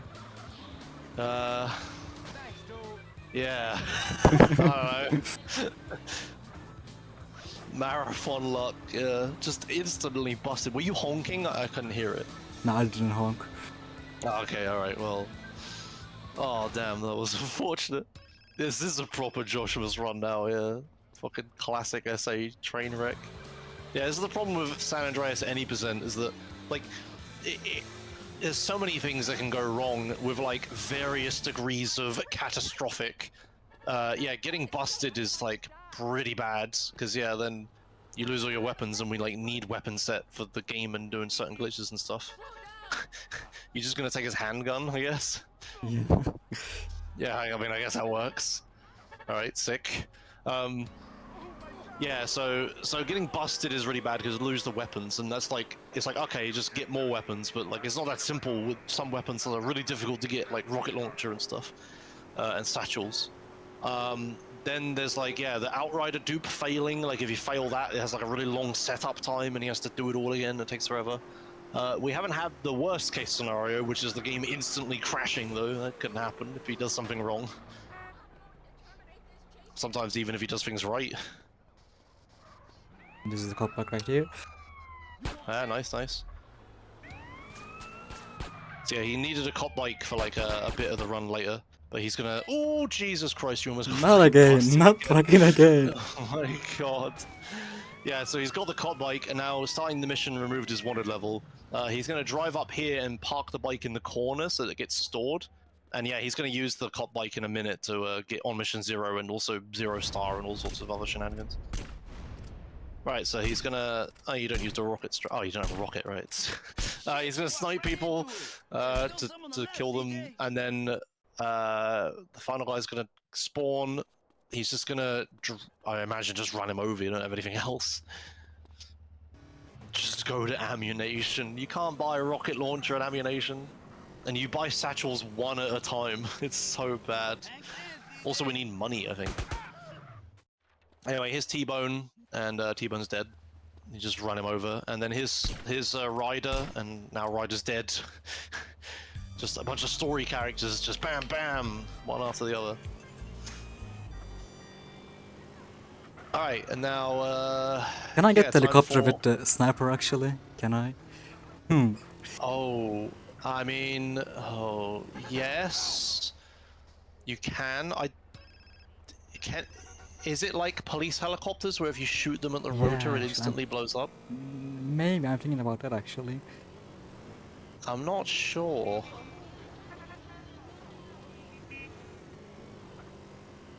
We'll find out. If not, you can just shoot the helicopter a lot with the sniper rifle, I suppose. Yeah, I've never actually tried if you can shoot non-police helicopters with it. Like, insta-kill them. Yeah, anyway, you're supposed to have a rocket launcher for this mission, but he doesn't. So he's gonna have to do this mission... Ooh. A failed Vigilante OM0. He's gonna have to do this mission jankily with the sniper rifle, because it's the best weapon we have. There are rockets that spawn in the mission, but you don't want to pick them up until after the mission. Because if you pick up the rockets in the mission, when the mission ends, it takes them away from you. And we really want those rockets for like the rest of the game. So he really wants to keep them. So it's better we take the pain now and not have a rocket launcher and then have like 120 ammo in a minute. So he duped the mission again. This dupe is actually a really massive dupe. This dupe skips every woozy mission. Because the mission after this, Yay Kaboom Boom, is the only mission that requires all the woozy missions completed. So because we skip it, we skip every woozy mission. Unfortunately, that leaves us with some negative side effects that are really bad. I'm just going to take the shame. I'm going to just take the RPG actually. I'm going to use AK for the exploding the plane, I guess, in the on mission 0 glitch, 0 star glitch. Alright, but then what are you going to do for ammunition for the rest of the round? I'm just gonna use the AK, I guess, and the Marco SMG, I suppose. Okay. Don't want to really load a save actually. Like, I want to keep it legit. I mean, you could have just sniped him and then taken the rockets, right? Okay, then I'm just gonna Hey. save the Oh, load the. no! Oh, for God's sake. Oh, typical San Andreas disaster. Yeah, this game is not marathon safe at all. Alright, so yeah, he's gonna find a safety save and just load that. Yeah, there we go. Alright. Oh look, we did it! Hooray! And we will have the correct weapon set and everything, it's all good. Yeah, that's just SA. It's just like just copious amounts of safety saves and on missions. Well, you haven't used an on mission 0 changer yet, I guess, but No, not I that. suppose you don't need to with a frame limiter, I guess. Oh my god, it was all a dream! He actually did everything perfectly, yay! Oh dear. Hey, Woozy, what's I missed it. Frame, nice. Oh god. OM0 changer is a Josh only strat, right? Yeah.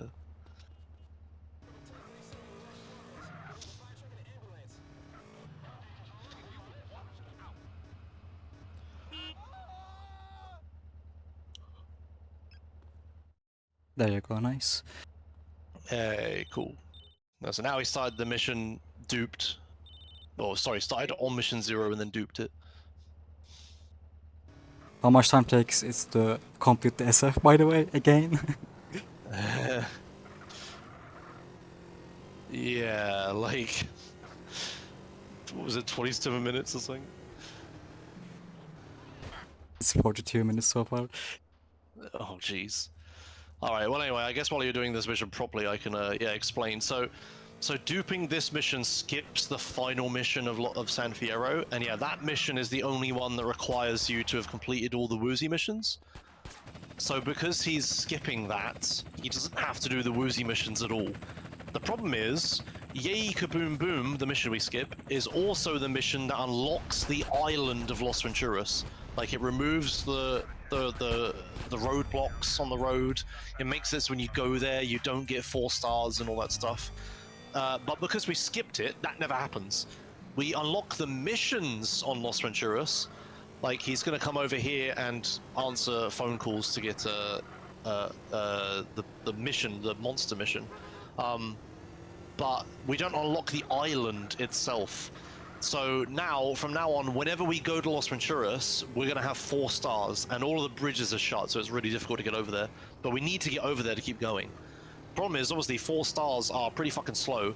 Not for the reason you think, though. Not because the police are a problem, like, whatever, you just deal with it. The main problem is that you can't answer phone calls when you have wanted stars. And I don't know if you've noticed, but the phone calls are kind of integral to this run. So what he's going to do now is he's going to set up a glitch called 0-star glitch. We've had 0 stars glitches a couple times in the past, but this is a different one. He's going to get on Mission 0 phone call and Vigilante here. Sorry, he's going to get on Mission 0 Vigilante, you don't need the phone call. And then he's going to, using Vigilante, he's going to go into the plane ticket. This is a feature not many people know about, but you can, like, fast travel between the airports in the game. So he's going to get on Mission 0 Vigilante, go into this marker, then he's going to fly to Los Santos. As he's landing in Los Santos, he's going to cancel Vigilante. It didn't work. That's... What? Okay, that's weird actually. Wait, what do you mean it didn't work? How did you not get on Mission 0 have Vigilante? no idea actually. Okay, great. Yeah, back to the okay, SF, I guess. Yeah. Well, you get to see Torino's last flight again. At least this is a short mission. Oh my god. Okay, alright.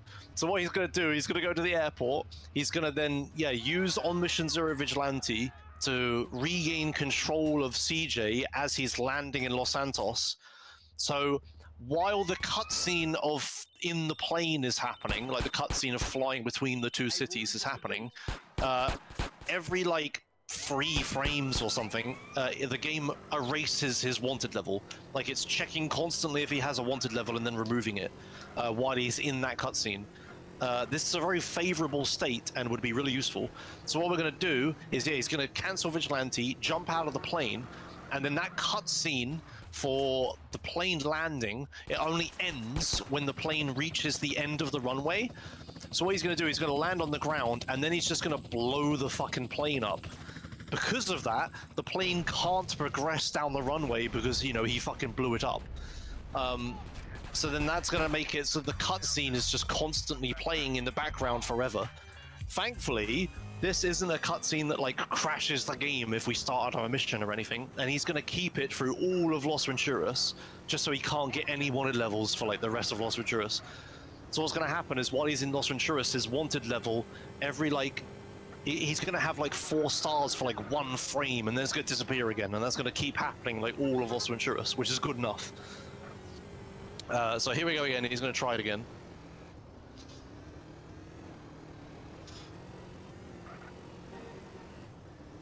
They can repair the plane eventually.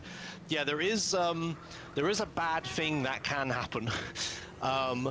It's very complicated, and I don't know if I want to explain it, but basically the game can break you out of the state of being stuck in the airport cutscene, but it's just, like, very, very unlikely, so hopefully it doesn't come up and I don't have to explain it. I'm gonna show him a thing or two. I'm just waiting for the phone call. Counter-jinxing. Yeah, okay, whatever.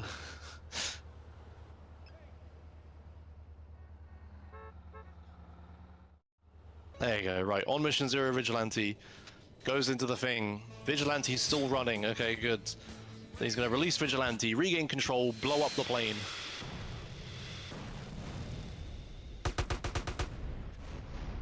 There you go, nice, beautiful. So yeah, the plane blew up and now it's just like stuck on the runway. It will never reach the end of the runway, so that cutscene will never end. But it doesn't matter because it won't crash the game and we'd have control of CJ and the camera and everything, so it's all good, we can just keep playing. So now it's time for one of the largest, most complicated glitches in the whole run. I'm gonna have a fun time explaining this. Let me try to open my notes for this. So what he's doing, he's gonna fly the Shamel all the way over to trucking. Where are my notes? Okay. So he's gonna take the Shamel to trucking. He's then gonna get on Mission Zero repeatedly over and over and over again using trucking itself, and he's gonna start trucking 7 times. He's gonna like the first 6 times he's gonna drive the truck over to the other side of the road, and then on the 7th time he's just gonna leave the truck alone. On the 7th start, yeah, he's gonna blow up the 6 trucks and all the trailers for it, and then he's gonna get back in the Shamel and he's gonna fly over the Los Venturas. He's then gonna go to the pizza place. He's gonna get out of the plane, hold the phone call, go into the pizza place. He's going to open the menu to buy food. He's then going to let go of the phone call, hold a button, like hold sprint, to like lock the menu in place. He'll then leave the shop because he has control because he let go of the phone call. He's then going to go in the Shamel again, fly over to Torito's place. Then he's going to start the mission called Monster. As soon as he walks in, he's going to he's going to hold a different button. He's going to hold F, then release the button to buy the food. Then the mission's going to start. Then when he gets into a cutscene, he's going to press F a whole bunch because he regains control of CJ because of the food menu. He's then going to get into a monster truck. Then he's going to skip the cutscene. Then 8 monster trucks are going to spawn. He's going to pop out of it because he's inside one of them. Then he's going to blow all the extra monster trucks and all of the extra people up. He's going to do the mission, go back to the end, then 8 people are going to spawn, and then he's going to hopefully not crash the game. Then after the mission, he's going to blow up the monster truck and the 8 copies of the people, and then he's done what we call Monster 8X. So he's done 8 copies of Monster in one go. And what that's going to do is that's going to skip 7 missions. It's going to skip... Oh, I've set myself up here. It's going to skip... it's going to skip Interdiction, hijack, hijack, Water Meadows, NOE, Stowaway, yeah, Black Project, and Green Goo. Yes. There we go. That's 7. Yes, I can count. Yeah, so he's gonna count. He's gonna skip 7 missions. I did explain it a bit early, but yeah, he's still setting it up. So he's walking into the marker and then getting a phone call at the same time. So like just starting trucking on Mission Zero. This only works with like some side missions like trucking and Blood Bowl. But yeah, you can just start them like on Mission Zero for free as long as you have a phone call. So this is the 7th start. He's going to walk in, get on Mission Zero again. Then he's going to just leave the truck alone and just blow up all the other trucks with the rocket launcher. Oh, good, your plane's still there. Yeah, so he parked them in a way where like he can hit the back ones from here. That should blow them all up, hopefully. Yeah, and then he's gonna take his plane and fly over to Los Venturas, and there's a little town that has a pizza place that he's gonna go to. Oh, this setup's a little different from mine. Ooh, the fence. Okay, you're right. It's alright. Yeah, so what's happening is he now has 7 copies of trucking that are all running at the same time. So the game is very unhappy right now, but you can start trucking over and over and over again for the most part, and the game won't crash. So yeah, he's got 7 copies of trucking, and then we need to get the food menu so that we can regain control in the monster cutscene. Because yeah, 8 monster trucks are going to spawn, and they're all going to spawn inside of each other and like blow themselves up, which is really bad. So what we need to do is we need to get inside of one beforehand, and yeah, try to pop out of the other 7 things. So he's holding the phone call. He's going to walk over, start the food menu, hold a sprint button, walk out of the food place. So now he's got the food menu open still.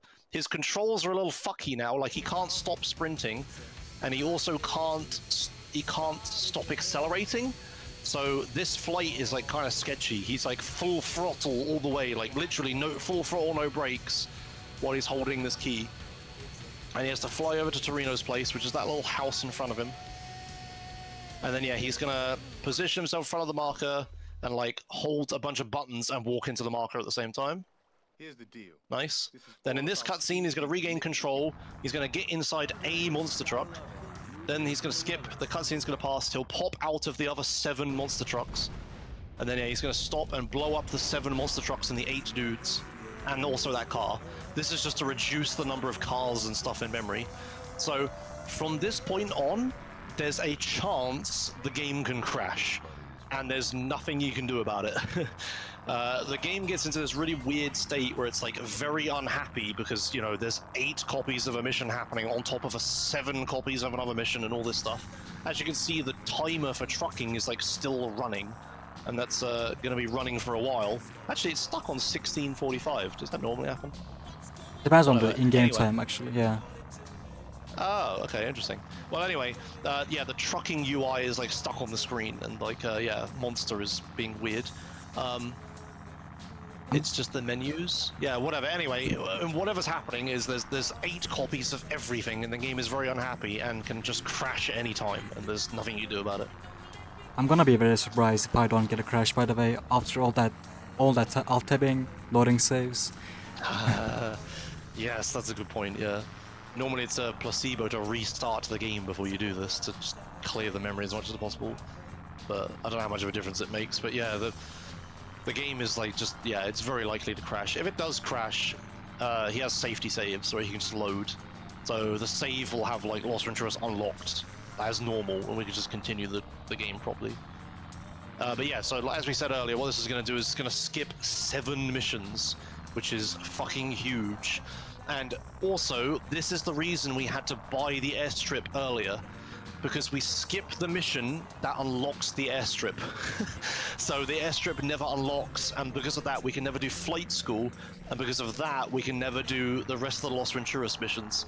So the only way that this skip works is if you also buy the airstrip back in Badlands using that one Catalina mission and that other safe house. So that's why we did that. No rockets, Josh? Question mark? What? Oh, no homing rockets. No, come on. Will he load Anakin save or do MX again? No, he's not gonna do Monster 8X again. I haven't saved that. Yeah, I haven't saved that. I saved the game yesterday right after I completed the Monster 8X. Oh, okay, so you have your own save, nice. Yeah. Yeah, okay, so he'll just use that, yeah, because, you know, we've already failed Outrider a bunch. If we did Monster, this is a very long setup. Like the earlier, oh yeah, I should also say, you can't just save. Like if you save the game and then load it, the 0-star glitch won't be there, so we won't be able to do Los Venturas. So he has to continue at this point. If the game crashes from this point, the earliest save you can load is the one before 0-star glitch. So you'd have to do 0-star glitch, you'd have to do Monster 8X, and then all the other missions he's failed up to that point, which is like really shit. So yeah, he has to just go at this point.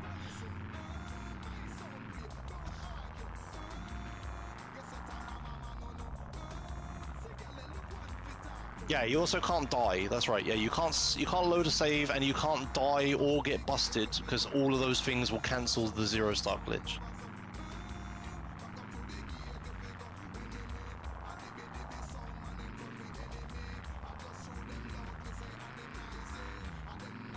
Trucking is like Pizza Boy in VC. Oh yeah, right, I should explain. Right, yeah, he started 7 copies of Trucking and then started a copy of Monster. Oh, nice. Nice YOLO fans. Okay. Yeah, he started 7... Oh. Okay. He started 7... Oh, also the game can crash here. It hasn't? Okay, that's good. And yeah, there's 8 dudes, and one of them is the correct one and is trying to walk away, but he's stuck inside the other 7 dudes, so we have to wait a minute. But yeah, he started 7 copies of Trucking and then started Monster, and then those 7 instances of Trucking just turn into Monster instances. So yeah, he did like 8 copies of Monster because of that. It's yeah, pretty weird.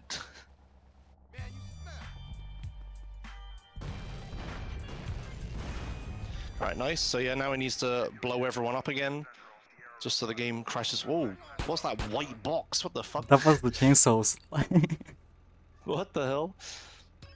Okay, so because he got because of the 0-star glitch, he occasionally like has 4 stars for 1 frame.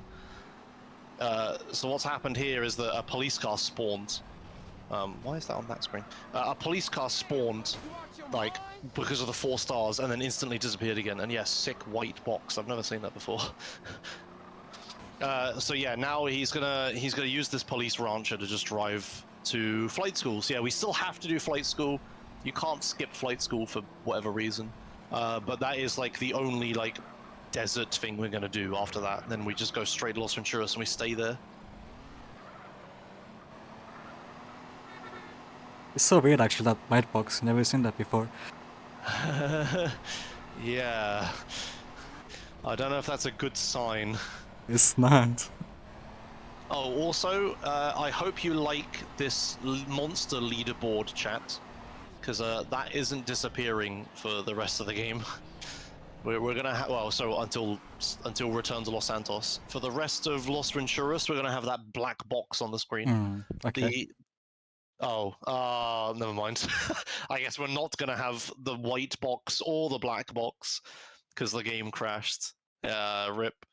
All right, well that's just Monster 8X. There's nothing you can do about it. It just happens. The game can just crash, and there's nothing you can do about it. Oh well, he did everything correctly. Now he has to just load the save file and just try again. Yeah, the screen's pretty black now. Oh, wait a second. 4 stars. Oh, why do you have? Did you not unlock Los Venturas on this save? No. just type the cheat code. Like, I do as I please, I guess, and just continue. It'll be like you have 0-star glitch if you do that. Yeah, there you go. Whatever. You guys didn't see that? You guys didn't see that? Oh dear. Alright, wonderful. Okay, so yeah, so now we're back where we're supposed to have. We have 0-star glitch. Air quotes. And yeah, we just completed monster. Alright, yeah, but the benefit for this is actually like kind of good, because it's really annoying to watch Los Venturas as a viewer with the black box on the screen, like stuck forever. So honestly, this is a good thing. We get to actually like see, you know, that 1/5 of the screen that we normally can't. Yeah, it's not like the run was valid anyway. Yeah, that's true.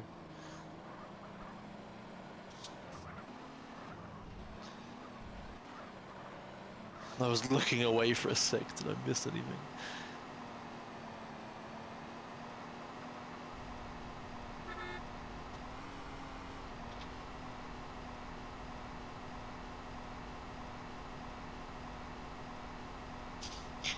Okay, how do you get rid of the pinned message in the chat? I have no idea. Hide for yourself. There we go. Okay, okay. If you open it and there's the 3 dots, and then you click that and there's an unhide button. Thank fuck for that. I was getting really annoyed seeing the damn schedule at the top. I'm also keep my FPS to 3 again because I still don't want to answer the truth call. It's still in the queue. Oh, you still have the truth call. Yeah, nice. I'm gonna park this PSHA to use it later on. Now flight school. Even though we skipped all the desert missions, we can't skip this one because it's in the different chain. So we have to do all the levels one by one. Yep. Yeah, nothing too interesting. There's like some strats here where like you land a little earlier than you should. To like just get a bronze medal as quickly as possible. But that's about it, really.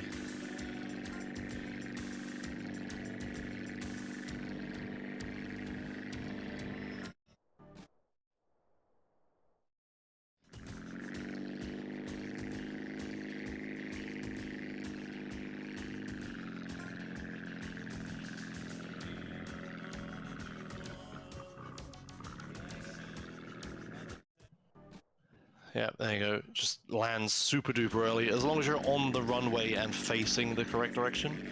the driving school, bike school, etc., in this game is really weird. It seems to care a lot about how you park the vehicle at the end of the test. That's like the majority of your score comes from that. So in driving school, as long as you're like as far forward as you can get and facing directly forwards, you get like gold every time.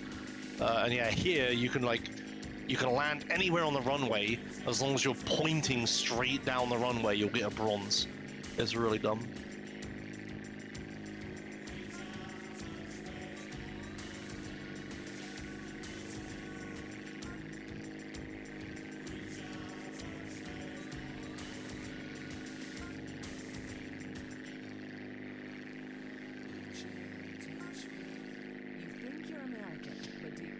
All right, while flight school is happening, I'm gonna take this opportunity to step away for a minute.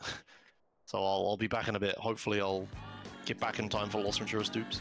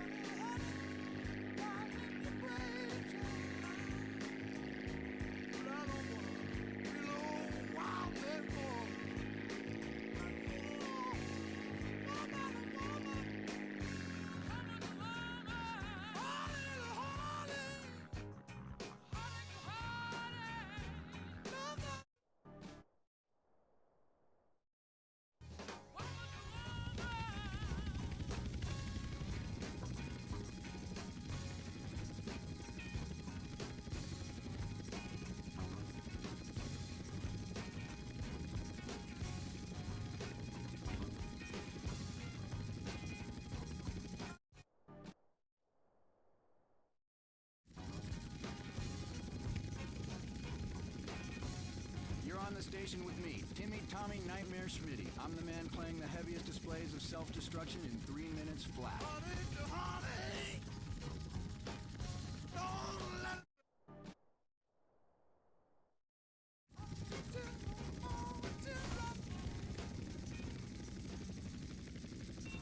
Notice the traffic just keeps getting worse? Is your commute taking longer and longer because of traffic jams? It's not your fault. It's someone else's. Tired of watching people on the bus earn special privileges by traveling in a bus-only lane? You can vote to change the future of traffic in San Andreas. Vote yes on Proposition 602.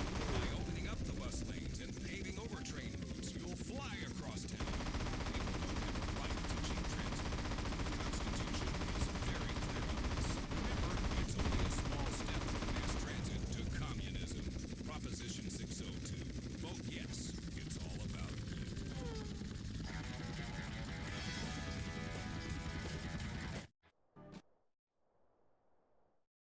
Sweetheart, get over it.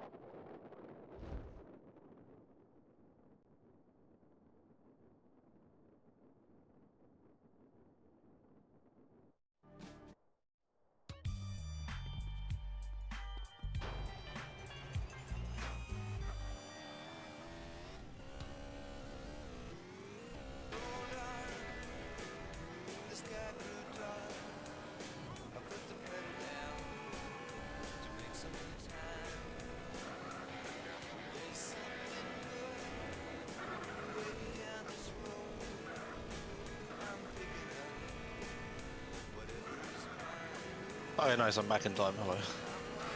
Welcome back. Alright, yeah, so we're done with flight school. Now we're heading to Los Venturas. Wait, what are you, I'm going to All Machine Zero phone call. With the, Oh, the, okay. with the bicycle. Oh, right, because explosive situation, I Yes, guess. it's consistent now. Right. Oh, yeah, with the frame limiter. Yeah. Yeah, so he's gonna get On Mission Zero phone call via bike school here. So similar to the trucking one, you can just walk in the marker and then either pause buffer or lower your frame rate until the phone rings at the same time as the mission starts. So that sets your phone call to On Mission Zero. Then he's just gonna carry it all the way to the next mission. You're gonna do this mission just on Mission Zero, right? Like, Yeah. I suppose. Yeah. So he's gonna start the next mission here, while on Mission Zero. He's just gonna carry the glitched phone call onto the next mission, which he's actually gonna do.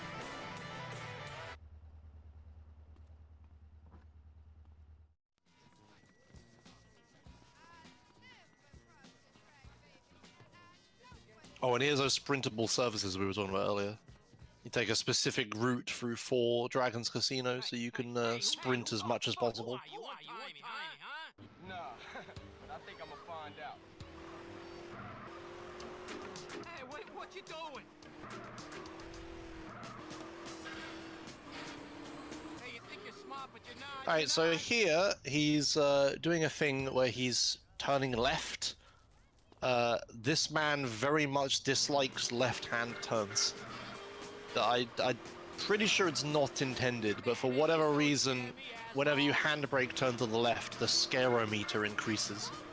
What you're supposed to do is like drive fast and like have close collisions and do ramps and shit to scare him, but yeah, by just handbrake turning to the left, we can end this mission really quickly. I'm trying to remember how I did this mission back in 2013 before we knew about the turning left thing. I think I just drove around until the mission passed. I think, oh, if you drive really fast, it spooks him.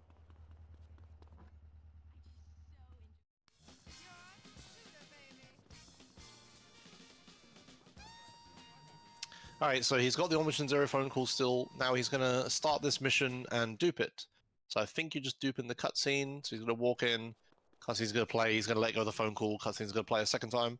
And yeah, this is explosive situation dupe. So this dupe, there's gonna be 2 dump trucks, or dozers, or whatever you want to call them. They're gonna spawn inside of each other.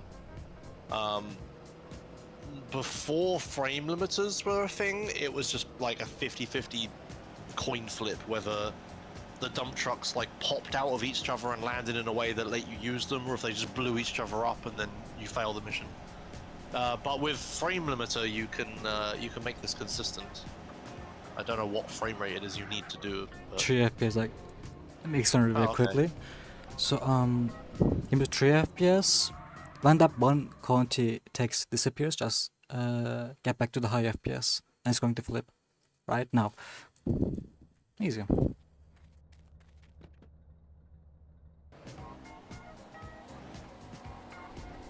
Nice, yeah.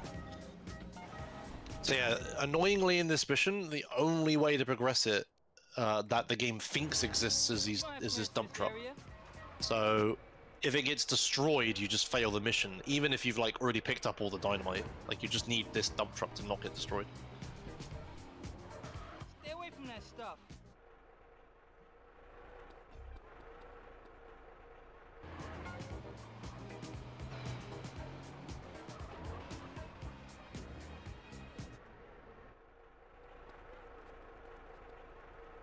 Oh yeah, I guess because you dupe the mission, the boxes are kind of solid as well. I think you can still pick up the dynamite. Where's your safety gear? Someone call security. Who's this asshole? Where's your safety gear?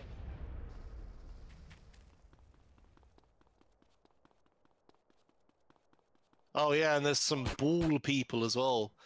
People who haven't loaded in properly and their animations are totally broken and they're just like stuck as a ball. Whoa! Oh, the bike flings out of itself as well. That's pretty funny. Yeah, high FPS meme. Right, okay, so now he's going to do a bit of fancy driving here to escape the quarry early. So there's this wall that you can just sort of drive up here if you do it right. Yeah, nice, nice. So you just drive up that wall and then you can escape out of this ramp here. That saves a bunch of time and saves like... It means you can keep the Sanchez out of the quarry. Previously we had to like jump to like climb a wall to get out fast, but then you had to use like a van that was outside that was really slow. Oh, that guy's a ball, sick. But yeah, now we get to keep the Sanchez, which is fast, and we can just drive it back to town.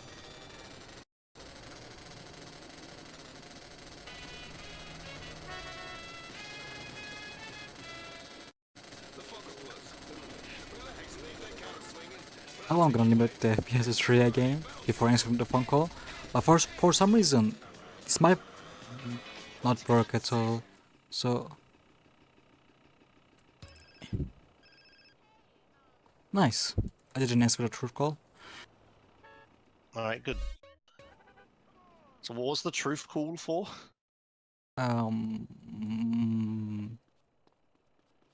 You use it before for the machines with a limit business instead of the Katana business. Instead of the 1 minute Katana call, you use that 15 seconds. Yeah, okay, yeah. Phone So call. instead of having to wait a minute for the phone call, yeah, you wait 15 seconds. Right, okay, makes sense. I also need a. Okay, this is really bad actually. You need a four-door car, right? Yeah. Admiral's pretty fast. Yeah, in this mission he needs to drive out to the desert and pick up 2 guys, and then drive them back. But the problem is that means you pretty much need a 4-door car. Fun fact, chat: do you know of a 3-door car? There is one in this game. Can you name it?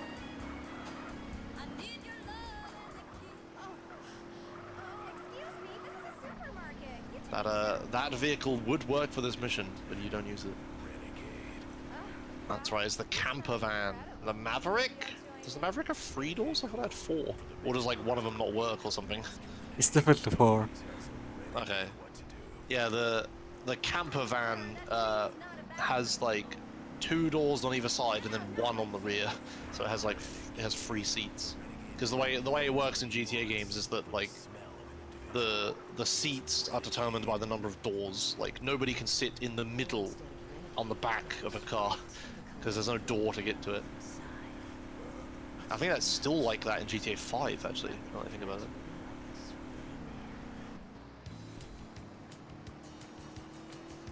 Life is a transitory set of signifiers, and the dialectic will come out, as my mama used to say when Daddy got drunk and horny with the pigs.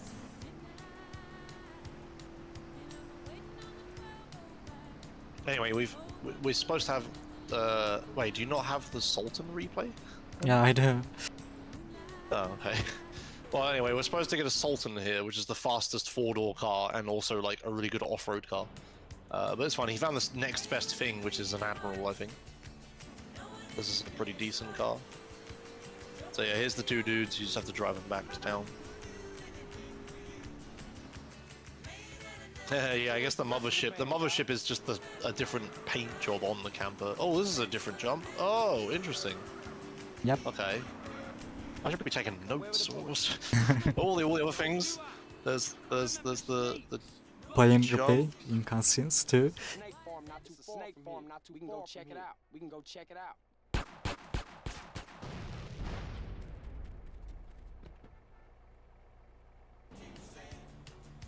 Oh no!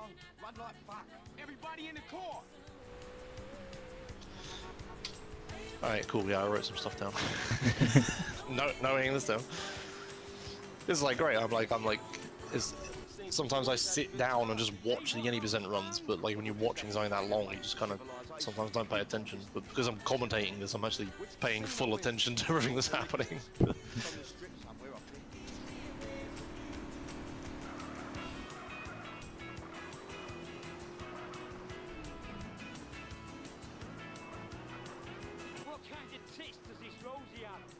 Sloppy sausage tits, empty saddlebags are beasting. So yeah, now we're just driving back to town. Los Venturas is like a really annoying city to drive around. I remember back in 2013, it was like, we'll just get lost constantly.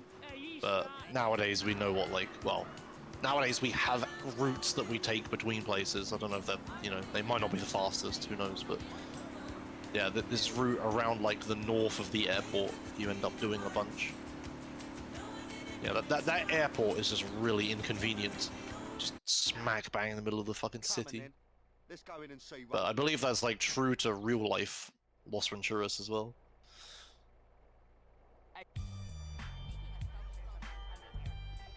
Actually, it's a good idea to take that LAG. Yeah, nice.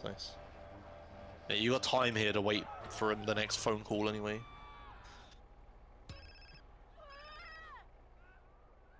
Nice. Didn't ask for true call. That was the last call that I answered with 3 FPS. Cool.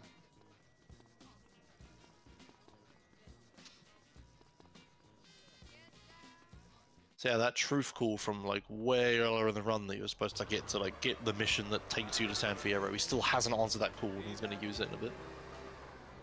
So here I am, about to try and rescue some guy that's scared half to death. If he One of the went rare all times this, we can actually like screwed. not take calls in the correct order.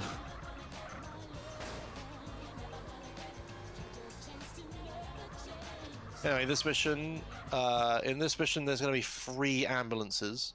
This is the stereotypical free vans mission that like every Rockstar game has. There's going to be 3 ambulances. We're looking for the one that has Johnny in the back of it. But the way the logic works is that the first ambulance is always wrong.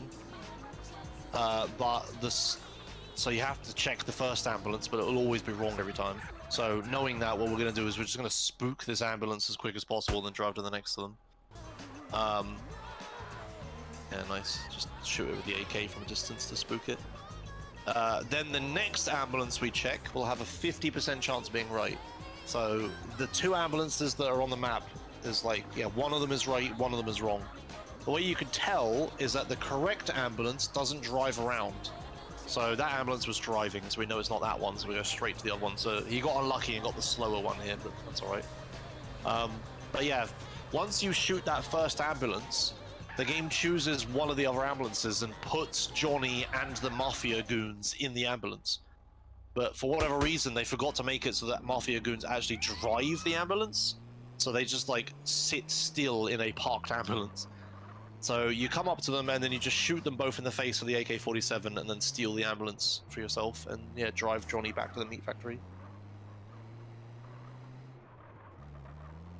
But yeah, there's one of these in like every Rockstar game where it's just like, there's a free of a thing, the first one you check is always wrong and the next one always has a 50% chance of being right. They love this thing. It must be, I wonder if it's like the same designer doing all of these missions or something. At this point in the 2013 run, you were just doing Mountain Cloud Boys. Jesus Christ.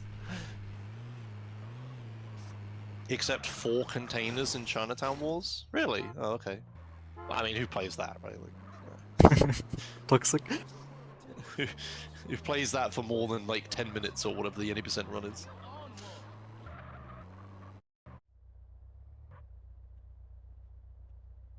Hey, Johnny, how you feeling? I didn't think he was gonna be discharged till tomorrow.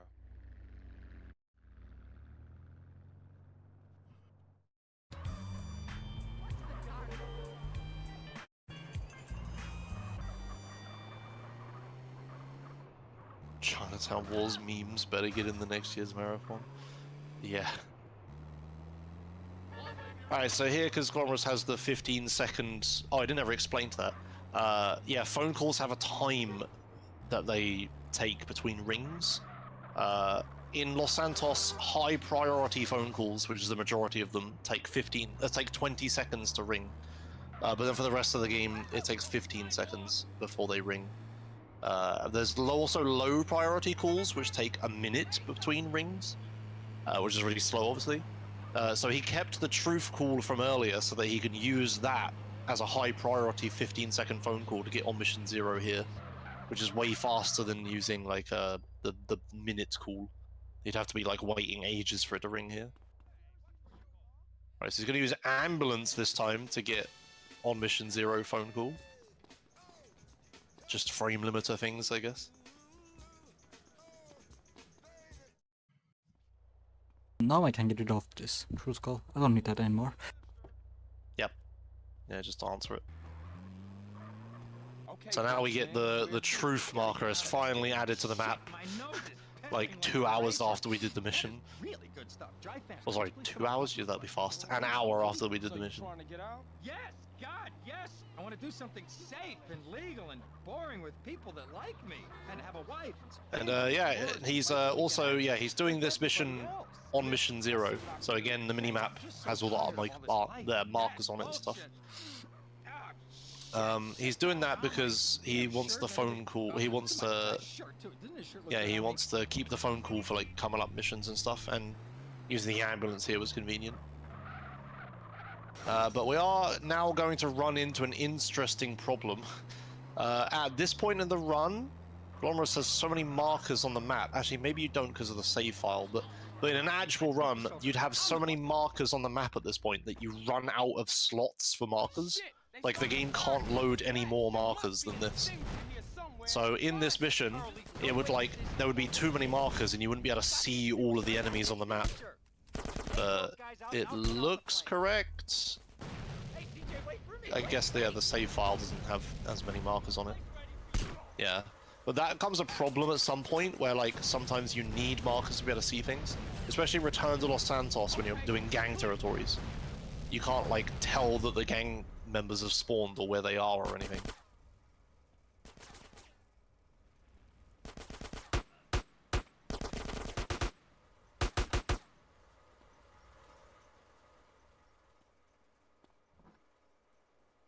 Sorry, I didn't manage to rocket these guys through the wall, but it's kind of finicky to kill them. Alright, so back in the ambulance, which is definitely the same ambulance we drove here in and not a brand new ambulance.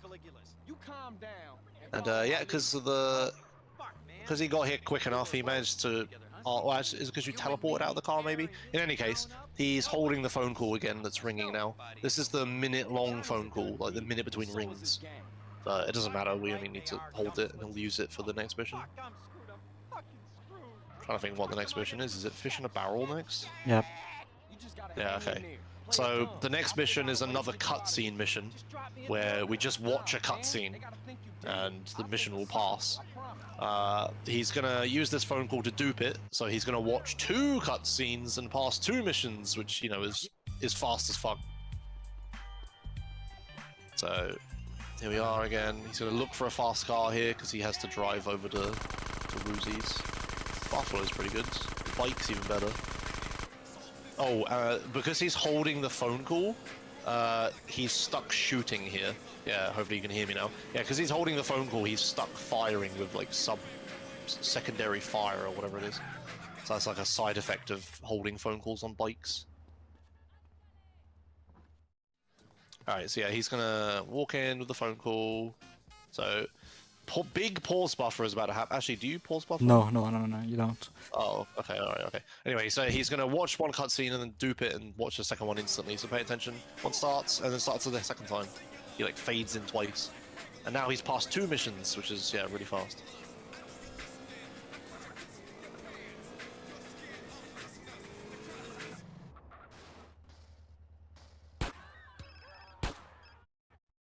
And yeah, I guess getting on mission 0 is so easy, you don't pause buffer here. Just... I'm gonna use the ambulance actually, after this mission. It's faster. Yeah, makes sense. Giving up a free OM0 call. Insane. OM0 is just so easy now. Alright, so here he turned the car around because after the mission you want to drive to the left and not to the right. And now he's just gonna catch Mad Dog. Nothing crazy here.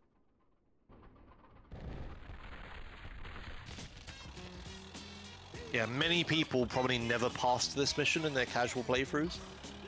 Because if you use the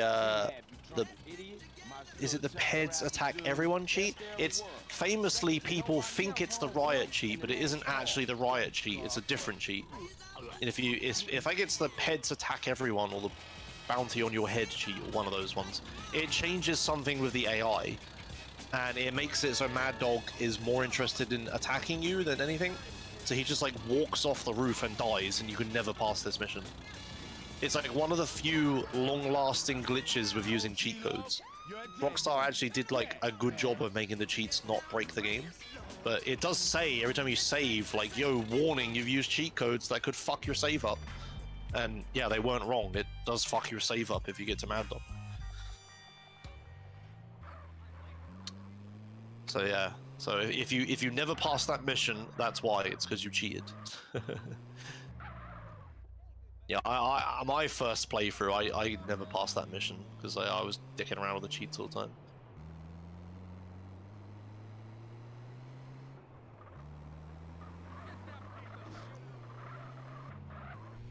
Alright, so here he's gonna get on mission 0 through frame limiter and vigilante again. Sorry, paramedic again.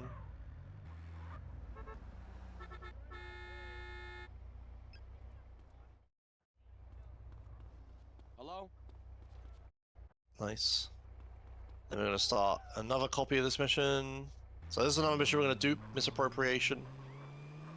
Duping this skips high noon, which is a really short mission, but duping it is like so easy that it's still worth it. And I guess you don't do it in this run, but in other runs you can keep an on mission 0 call through this mission. Oh no, I don't even do that anymore, because there's nothing, you need to answer all the calls at this point.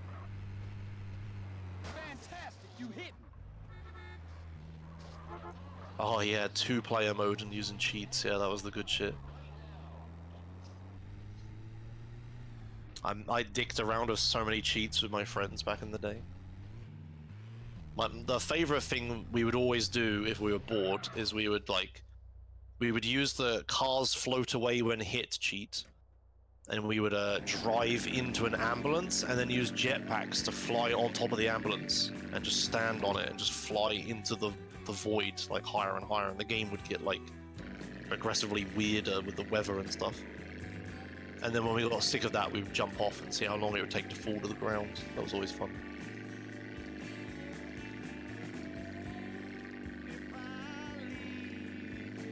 Wow, sucking toxicity in the chat. Can I get a mod check?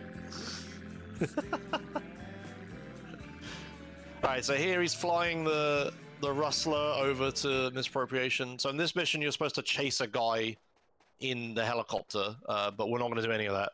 He's just going to shoot him with a rocket before the guy can run away. Then he has to pick up a briefcase. But a weird thing's going to happen. He picks up a briefcase and passes one copy of the mission, but there's still a second briefcase there. It's just invisible. So we have to let these enemies pick up the briefcase for us. So they've picked up the invisible briefcase. Now he's going to shoot these guys, then answer another phone call, I believe. Yeah, he's going to answer a call, which he needs for later. And then he's going to kill the remaining guy while still looking at him so nothing despawns. And then he passes the mission a second time. So yeah, it's one of those weird things with duping where like, yeah, it just makes the mission weird and you have to do like extra shit to get it to work.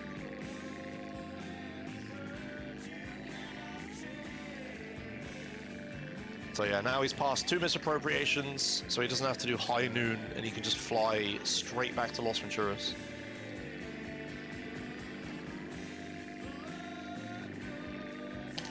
And he takes a slightly different route, so I'm going to write that down. It's not a really different route, actually, is it? I fly over the airstrip for some reason. Oh. Now thinking about it, I don't know why I take that route. Yeah, I just fly over the airstrip and then right. Oh, I see.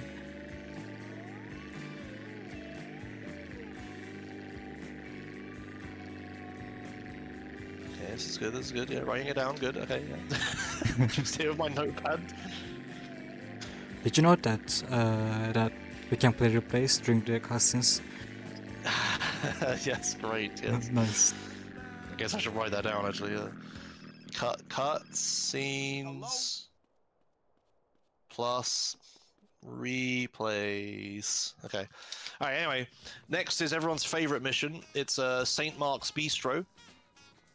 So in this mission, you take a camel and you fly out across the map for like a good few minutes, and you get teleported to Los Venturas. And then you're gonna have to kill a bunch of dudes in like the restaurant, and then you fly back. Except I assume we're not gonna do that. I assume we're gonna do risky strats and just run past everyone. Yeah, just faster. Okay. Yeah. So it turns out you don't actually need to kill everyone in the restaurant. You only need to kill like the last 6 enemies. So what Glomerius is gonna do instead is he's gonna spawn in and then just like fucking sprint past all the enemies, which is a thing we do a lot in this run, but in this mission especially it's like pretty difficult because they have shotguns, and shotguns are like the one kind of weapon we're actually scared of because they could just do so much damage like to CJ or knock you over or blow your vehicles up and stuff. But yeah, here he could die. He doesn't have full health, which is a little sketchy. It's okay actually. You don't need that so much HP. Alright, but yeah, he grabs the armor that's in the airstrip just for protection. And then here, this mission is actually, if he had too many markers on the map, he wouldn't actually be able to see the marker that you need to fly to go to Los Ventura, Liberty City is what it's called. So he would have to like manipulate the map and like put a custom marker down and then like remove it for this mission, or you'd have to memorize the exact way that you have to fly to this like middle of nowhere marker that's invisible. Would be really shit. But yeah, thankfully you don't have to do that. He because of the save file, he just has the marker. Also, yeah, sick songs happening right now. This isn't even the full solo, is it? They removed most of it.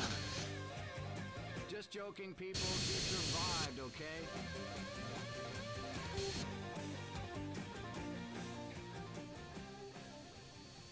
This is the nightmare line. Tell me your nightmares, people, and maybe I'll tell you more. Fun fact, because you fly out of the map so far here, you actually break the game a little bit. Well, I'll explain on the flight back, I guess. We could actually do the mission now. So he's going to spawn in, and he's just going to fucking run past everyone, and hopefully not die. Oh. Oh dear. Oh, so close. He got stuck on the stairs or something. That was really weird. Yeah, he tried to do it, but yeah, CJ got like stuck on something. So he's trying to do like specific timings where you like wait out the shotgun guys shooting you, and then you can get past them without you killing them. They killing you. Sorry. But for some reason, yeah, CJ got stuck and threw off the timing, and then you were just kind of in no man's land at the wrong time, and just got fucked. All right, well, rip. Anyway, he respawned in Badlands because out of the aforementioned glitches earlier, he has not unlocked Los Venturas, so he doesn't actually have any hospitals or anything in Los Venturas he can go to.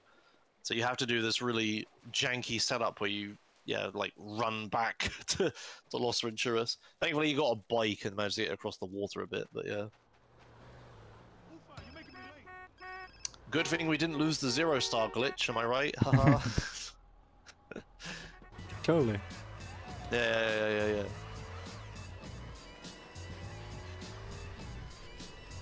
Alright, well, yeah, he just has to drive back again. Is there trip skip in this mission? I don't think there is, actually. There is? Okay. I have no idea. We will see. I know it has like a weird trip skip where if you crash the plane on the way back from the mission, you'll fail the mission, but then you get a trip skip to teleport back to Los Venturas. I think it's the only mission in the game that gives you a trip skip after you fail it. But I don't think you get a trip skip to Liberty City.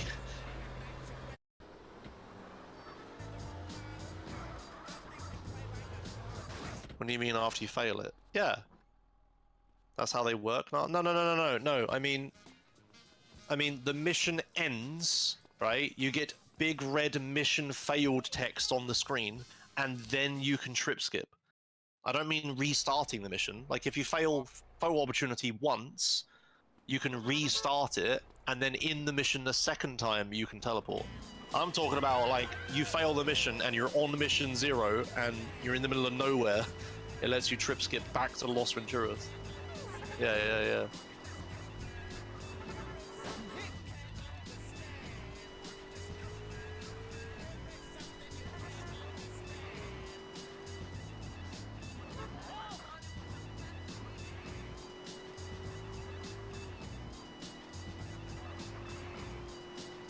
Alright, well, here we go again. At least you have full health now.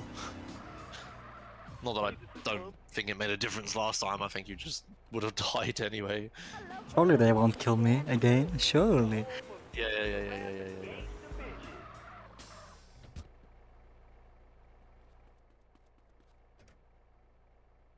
make sure to pay attention, because this thing is... Alright, well, time to see if you get trip skip or not. Now you can. Yikes. Alright. Well, we're doing this again then. Anyway, I can explain that thing I was going to explain earlier. What was I going to explain? Oh yeah. So yeah, fun fact, you fly out of the map so far in this mission that you actually break the game a little bit. So the game has, you know, the map on the main menu. As you travel across the map, you like uncover bits of it. Like on the map, if you open it, it's like there's like blue fog covering bits of the map you haven't found yet. And the game is like checking constantly when you get to a new like quadrant of the map. It like unlocks it for you, like in the map view. But the thing is, it does that everywhere, even when you're off of the map. But the problem is, because of the way they programmed it, when you fly out of the bounds of the map and just start unlocking areas of the map, it just like it has like a table of the stuff that it's supposed to edit, but it goes outside of that table and just starts editing the random fucking parts of memory in the game's like state. There's like a bunch of really weird shit you can do. You can add like extra gang territories to the map. You can break taxi driver missions. I think you can break AI pathing a little bit. I can't remember all of them, but for whatever reason, the exact route that you fly in this mission, you don't do anything too terrible to the video game. You still break some of it a little bit. I can't remember the exact list, and it's different from PS2 to PC. But yeah, anyway, he did the thing. He didn't die this time. Hooray! So now he's just going to kill the last 6 enemies, and then the mission's going to pass. Nice. Hooray! Right, yeah. First now time. you fly back. Your first time, yeah. Can't believe they made Josh's MTA map course into a real thing. Yes.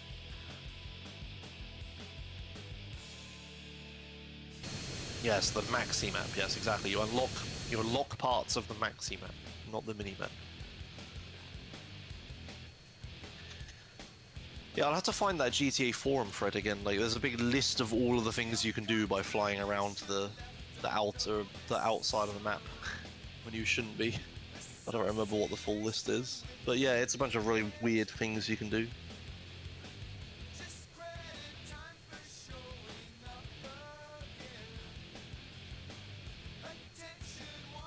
Oh, you pinged me with the map. Oh, thanks, Nick.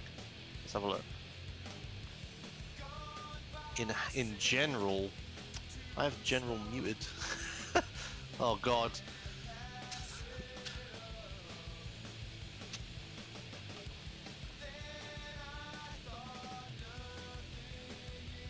Yeah, okay, so yeah, this is the, oh yeah, there's a massive Google Sheets. So you got the PC version and the PS2 version, yeah. So the PS2 version is for the original version, and the PC is for everything else, I'm pretty sure. Yeah, so yeah, that's right. So you can fly north. Oh, Death Warp? Yep. For the ambulance. Oh, okay. Oh, for the ambulance, right, yeah, of course. I would fly to bike school here, but yeah, you just use the ambulance with the frame limiter.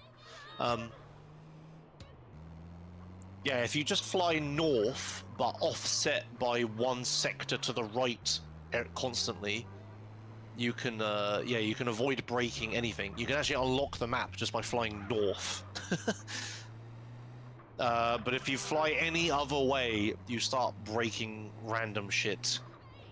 You can add like a ton of territories to the map if you head south, I think. Interesting. Anyway, yeah, fun fact. Oop, so I missed the frame again. Oh dear. Oh, I was like, what the fuck? I haven't seen this yet. And then I realized I'm watching through the GTA Marathon stream like an idiot. Okay.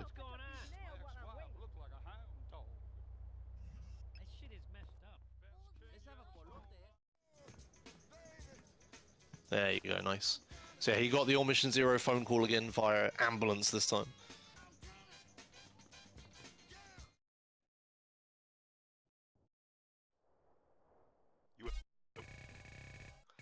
Alright, and now it's time for the last mission of Los Venturas.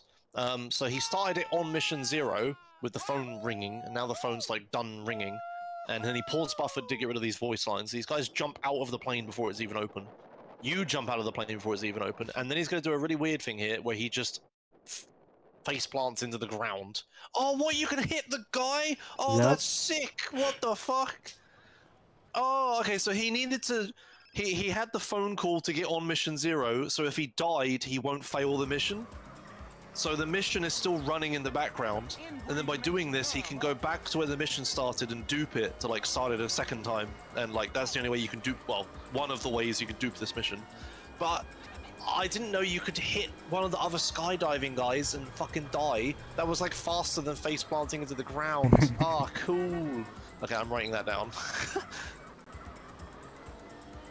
The bike school setup is faster for me, Lashenka, because I need bike school to get on Mission Zero anyway. It's not faster if you just fucking, you know, get on Mission Zero from an ambulance right outside of where the mission is. Right, yeah, okay. Sky dive into triads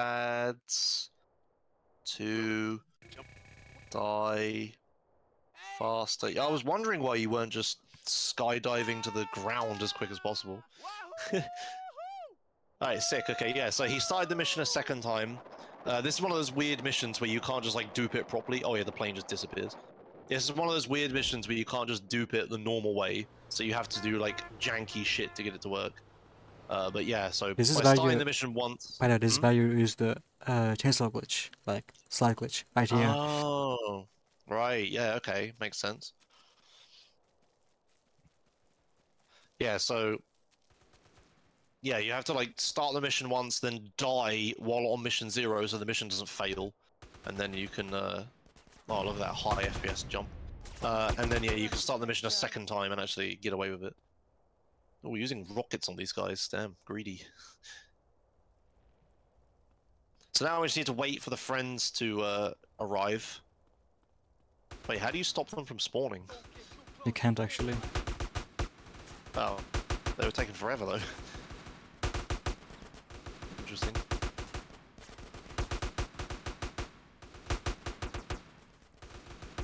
Oh, the suitcase? If you dupe this mission, when your triad friends die, they drop like a briefcase for some reason. I think it's like the parachute weapon they have or something like that. It just drops. There's like a default suitcase. Alright, so he's blowing them up here as the other triads are arriving, just so they don't die. As soon as they get here, he runs into the mansion. Let's hit him. But yeah, the briefcase doesn't do anything. Right, and then here, now he's just gonna slide through the whole mission. So because he duped it, there are sometimes 2 enemies where there should only be 1, but not all the time. But yeah, because we're inside an interior, you can't sprint, so sliding is like the fastest way to continue. And because of that, because of the hitman skill we got with the AK all the way back in Los Santos, we can slide and shoot at the same time. Also, that body armor there only ever spawns once. You normally pick it up in Los Santos during like Mad Dog's Rhymes, but because we don't do that mission, you never pick it up. And then he's gonna like go a certain way here and look at the ground a little bit to make sure that Big Popper actually leaves the mansion. There he goes. And now coming up is a bit of a tricky shot you have to do.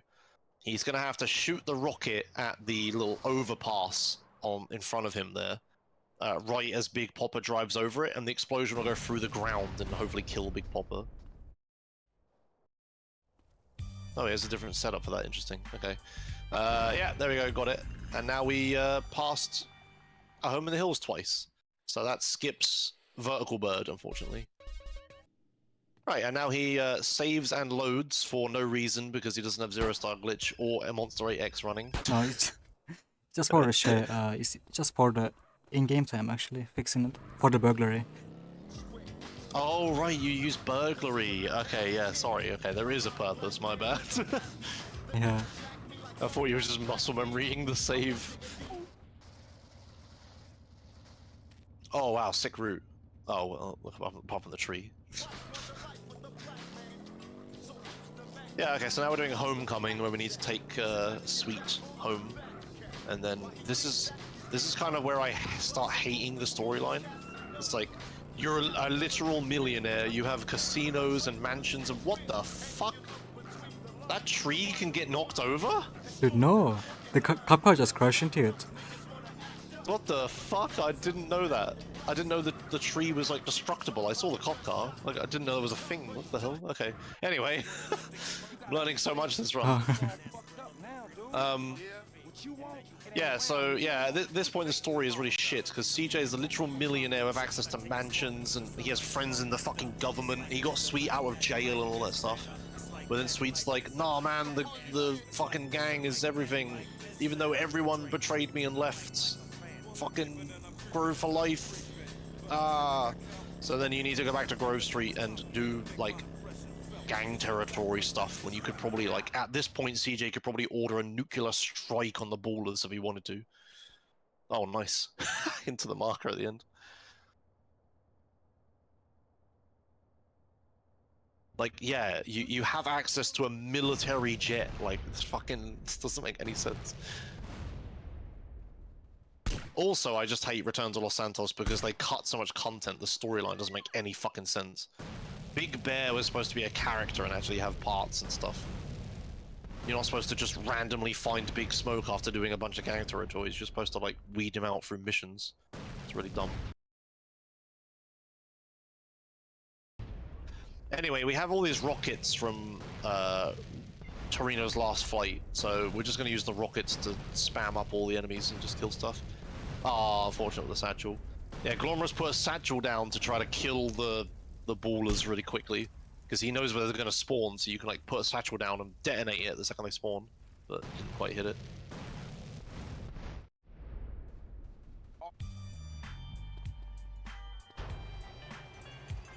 You do all those setups very different to me, which is kind of interesting. That's Alright, a bad so execution, anyways. Yeah, alright. But anyway, here's the police bike. Our good old friend, Police Bikes. So now he's going to start this mission on Mission 0. Again, with the free frame vigilante phone call start. So he's going to walk into the marker. Ooh, ambulance. As soon as the phone rings, he's then going to like dupe the mission in the cutscene, I believe. With 7 FPS actually. Hey Ken, how you? Like, Oh, okay. unless you would just softlock the game, like, you know. Why do you need the low frame rate? I don't use the low frame rate. Because of the phone call, like, it just doesn't work like that way. In the cutscene, it just doesn't work. You're going to softlock the game, but if you limit the FPS to 7, you can just like do the usual way, like, won't be stuck in the interior world. But I dupe it the same way with a phone call, and I also don't get stuck in the interior world. Really? If you dupe the mission without duping Homecoming first, you don't. Then no, I don't dupe the current route I do. I don't dupe Homecoming. I drive over to here. I go to then the stadium, get an on Mission 0 phone call, start the mission once like you did, with a hands-free call. Then cancel it, then I walk into the marker and I just mash space, and I spawn with 3 sweets and not in the interior world. That's what I know, like, community And we tried it, it just softlocked the game, like we're stuck in the interior world actually. I don't remember, Yeah. it's been a long time, but If I don't smash spacebar enough, I do get stuck in the interior world, but maybe it's just inconsistent or something. yeah, I guess. Omega doesn't believe me. I need to. Is it because I run on like version 2 EXE when everyone runs on version 1 or whatever? Is that what's happening? I have no idea my actually. My weird DVD version I use. Oh, nice satchels by the way. Hardware dependent, yeah, maybe. Anyway, yeah, so because he's doing this mission twice, there's 2 of every enemy. You also sort of get 2 of these cutscenes. He has to like skip them in a certain way, otherwise he won't actually pass both. You have to wait until the second cutscene starts and then you can skip it. And then this Infernus that's here that we unfortunately don't take, that Infernus is everything proof. It is a near invincible Infernus, fun fact. It's fireproof, explosion proof, bulletproof, and like collision proof. Here's some true 100% plus spoilers for you. I was going to use that Infernus for stunt montage because it was invincible.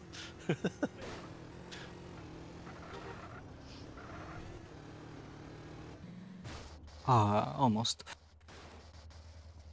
It's not parachute proof, no. Ah, yeah, you almost made it over the fence. Nice. Alright, cutthroat business, just a normal mission. You're supposed to use the hovercraft in this, but we don't do that. We just get out and we take the news van instead and just drive around, which is apparently faster.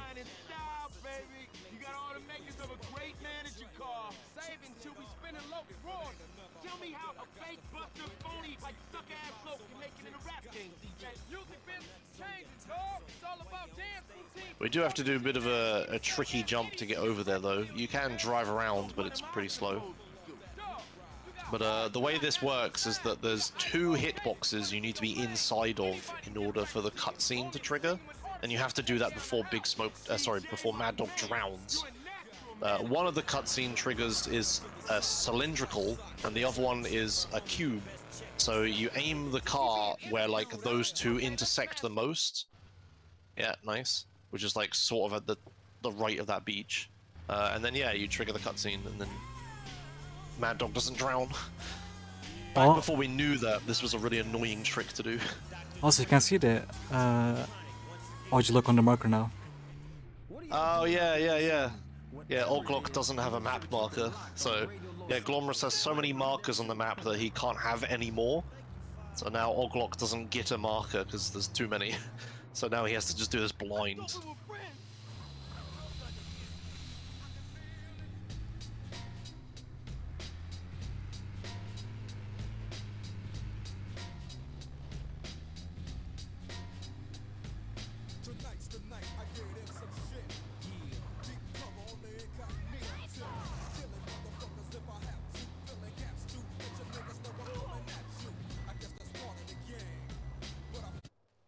Now here's a question: are you gonna fix the radio or not?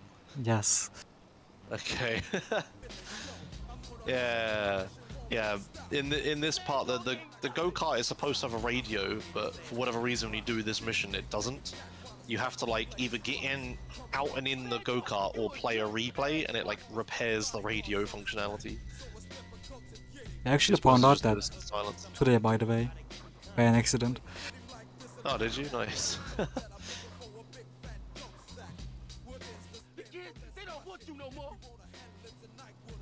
Also limiting the FPS to 25 here is faster. Oh, right. Why? Because Oglok goes faster, or? Yeah. Oglok goes faster, yeah.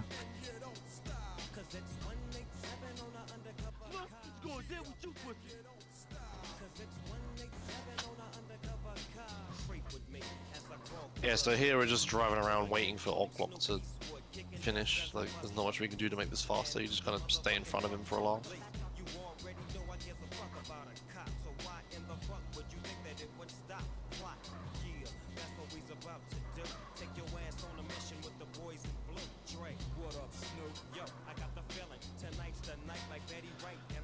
So yeah, at this point I'm not sure what you're doing. Like you're doing Riot 3X, right? And I guess with burglary? I think it works this way, I suppose. So you start on mission 0 riot, and then you start burglary, and that gives the burglary, which is like it's going to be a burglary x2, and somehow it's going to be on mission 0, and if you start riot again, it will be riot x3, something like that. Right. Okay. So yeah, there's at the end of the game here, what you're supposed to do is you're supposed to do gang territories to like unlock the final mission. But that's slow as fuck, so we have several ways to skip it. There's the old way and the lack of frame limiter way, which is Los Desperados dupe. Because End of the Line is actually 3 different missions, we can skip the first part of the mission, which bypasses the gang territory requirement. So by duping Los Desperados, you skip End of the Line Part 1 and go straight to End of the Line Part 2. But there's another way of doing that, where you can do Riot, which is the next mission. You can do 3 copies of Riot using, as Glomerius said, Burglary. That will mean that you don't have to do Los Desperados dupe, which is really slow. Instead, you just do Riot, which is, you know, pretty fast, other than this setup of getting the box fill, which is kind of slow. But still a lot faster than doing Los Desperados. So he's going to get the box fill and drive it back all the way to the mansion. And then, yeah, he's going to do a setup, which I don't know, that will... like, yeah, as he said, getting on mission 0 and burglary and starting Riot and stuff. Okay, it's Riot OM0 with the phone call. 2, then you dupe burglary, then the Riot started instance fails since no balaclava.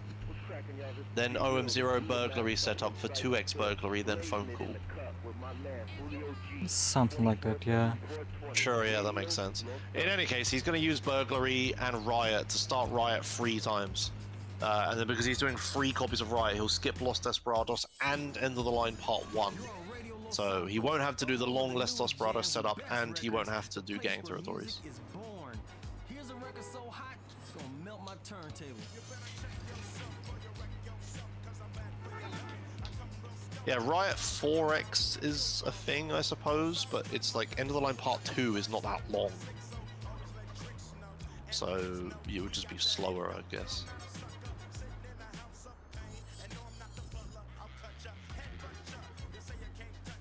And if you skip End of the Line Part 3, then we get into weird, like, what is the end of the game timing-wise questions that I don't want to have to deal with.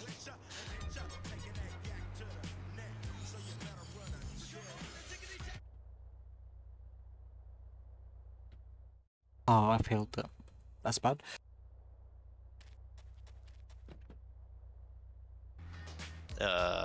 Is it? How bad is it? That's 15 seconds time loss. Oh, okay, alright.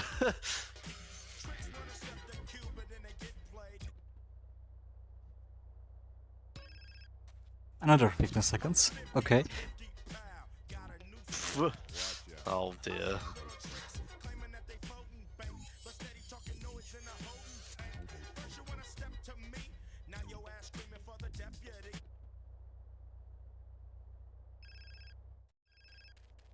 Now I got it. Nice. Hey, there you go. Alright. So he's got burglary and he's on mission 0 at the same time. Oh, sorry, and then, yeah, so on mission 0 phone call. Start Riot on mission 0 so he can still start other missions. He's gonna drive back up to the burglary van, do some more shenanigans.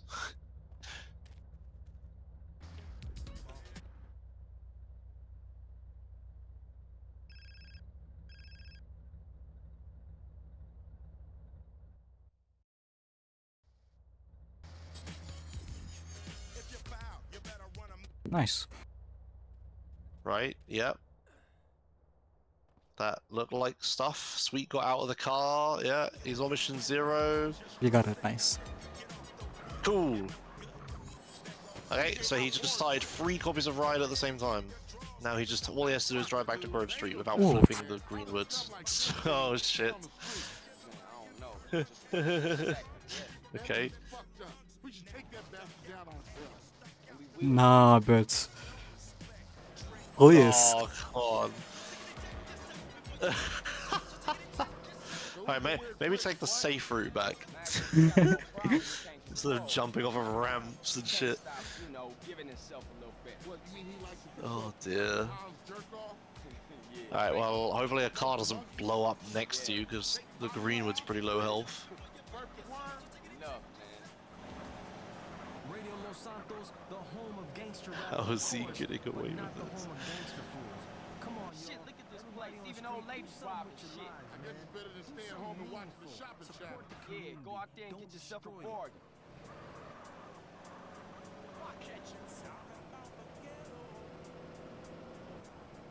Shit, man. People real mad. Tenpenny responsible for all of this. As if the ghetto ain't wrecked enough. Come to Oh Florida. no, we're over estimate. I mean, we're for how wrong this has gone, we're pretty close to estimate. I think this is alright. You be careful out there, CJ.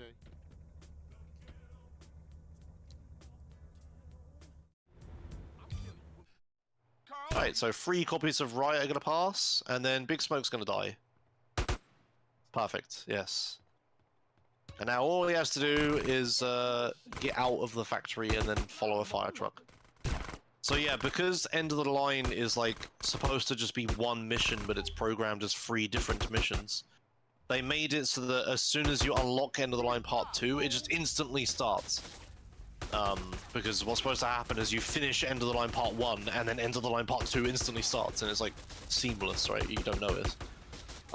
But here, when we just like finish another mission entirely, and then just get teleported here, it looks pretty fucked up. So yeah, Smoke just is dead on the ground. It's supposed to be after the Big Smoke boss fight. And now we just have to escape. Next time you should.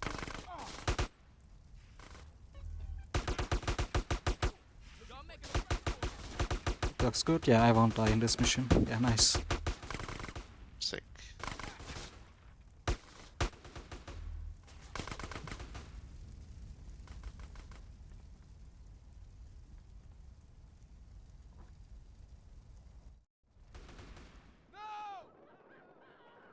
Alright, and now we fall out of balance for a little bit. We'll then teleport back in. And then run over to the right where the cutscene was supposed to play, and then it just thankfully plays. And then CJ jumps out of an invisible wall. Actually, does he jump out? I guess he doesn't, right? Because he gets stuck on the hitbox.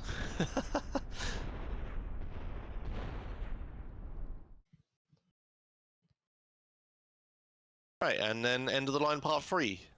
This is the final part of the run, pretty much an auto-scroller.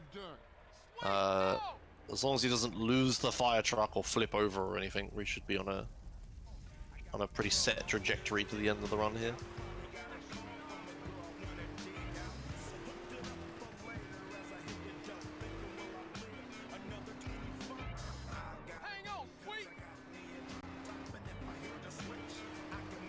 Oh, by the way, the burglar mask is still on, by the way, since we didn't fail the mission, like, properly. Oh, yeah. The mask is still on. So CJ's still a burglar. Nice. It's actually kind of annoying because it makes your movement weird, right? Like, he tries to like sneak around. The mask stays on.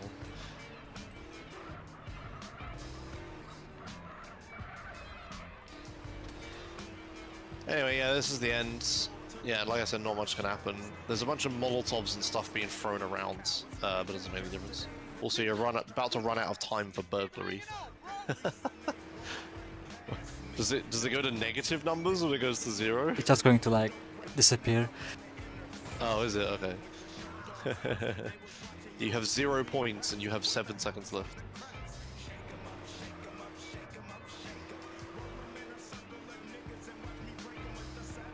Oh, yeah, the timer disappears and you just get 0 instead. That's lame.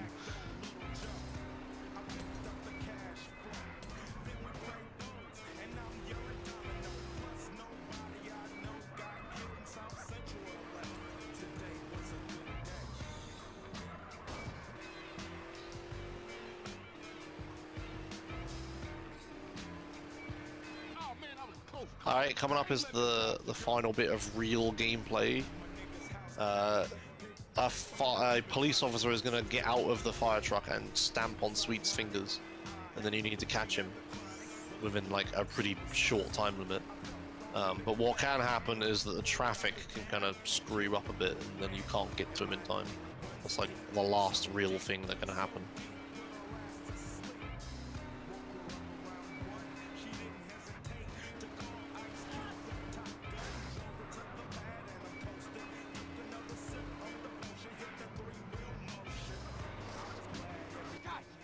Nice. Yeah, nice. Okay, cool.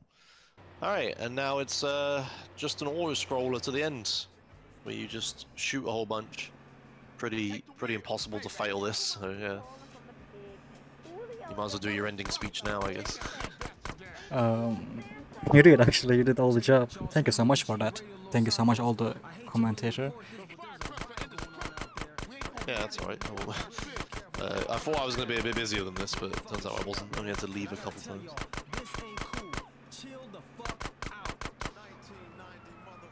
So yeah, what did you think of the run? How well did it go? It went so worse than I expected, to be honest. Like, I mean, Los Santos was pretty clean, right? Los Santos was, yeah, it wasn't very clean, but it was good enough for marathon actually, and it was like 1 second off from the world record. But yeah. Right. And then, yeah, Badlands, I guess, was fine, other than that one death in the Badlands mission itself. Yeah. And 3 times Alt Rider. Yeah. San Fierro was pretty bad. Getting busted. Yeah, it got busted, and then had to do Outrider a bunch, and then yeah, that was unfortunate.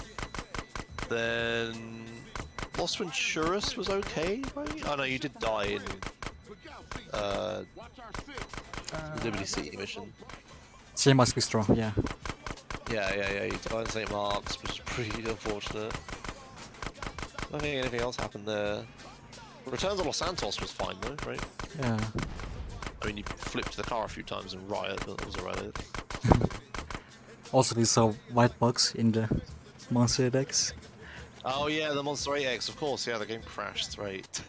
Right, that was a thing that happened. Yeah, that white box was fucking weird, I've never seen that. Look out, CJ. Crazy bikers on a rampage. I'm on 10 pin and getting in the way. Cops on a 10. Chat is like reminiscing about, oh, sub 4 used to be hard. Like, back in my day, sub 6 was the fucking goal.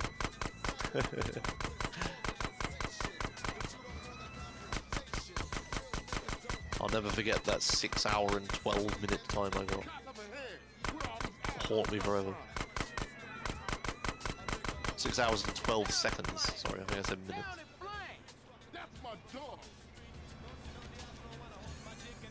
Wasn't the best speedrun when people drove the fire truck off the bridge? Oh yeah, when the rules for the run were written badly. It was like time ends when a fire truck. Sorry, I can't remember. Time ends when the fire truck drives off of the bridge. Or something like that. I can't remember how it was written, but it was written in a way where it was like any fire truck. So people just started the run and drove a fire truck off Grove Street and called it any percent. Anyway, GG, time's about to happen. Yeah, thank you. Tech, yeah. He's losing control. We got the motherfucker. Oh, As soon as the fire truck goes off the bridge. Hooray, GG. So yeah, that's the in-person run in 2023. Yeah. Very different. Like it gets. Sometimes there's big advancements and sometimes there's little ones, but this is definitely a big one since last time, right? I think. Yeah. Yeah. All right. Cool. Well, I don't have anything else to say. So. Oh yeah. I don't have anything to say. Thank you so much for the commentating. Yeah, that's alright. Thanks for the run. Definitely better this way around than. Imagine we did this the other way around. Yeah, coming up next is Lashenka doing Manhunt, any percent out of bounds. Yeah, don't go anywhere, I guess. Bye. See ya.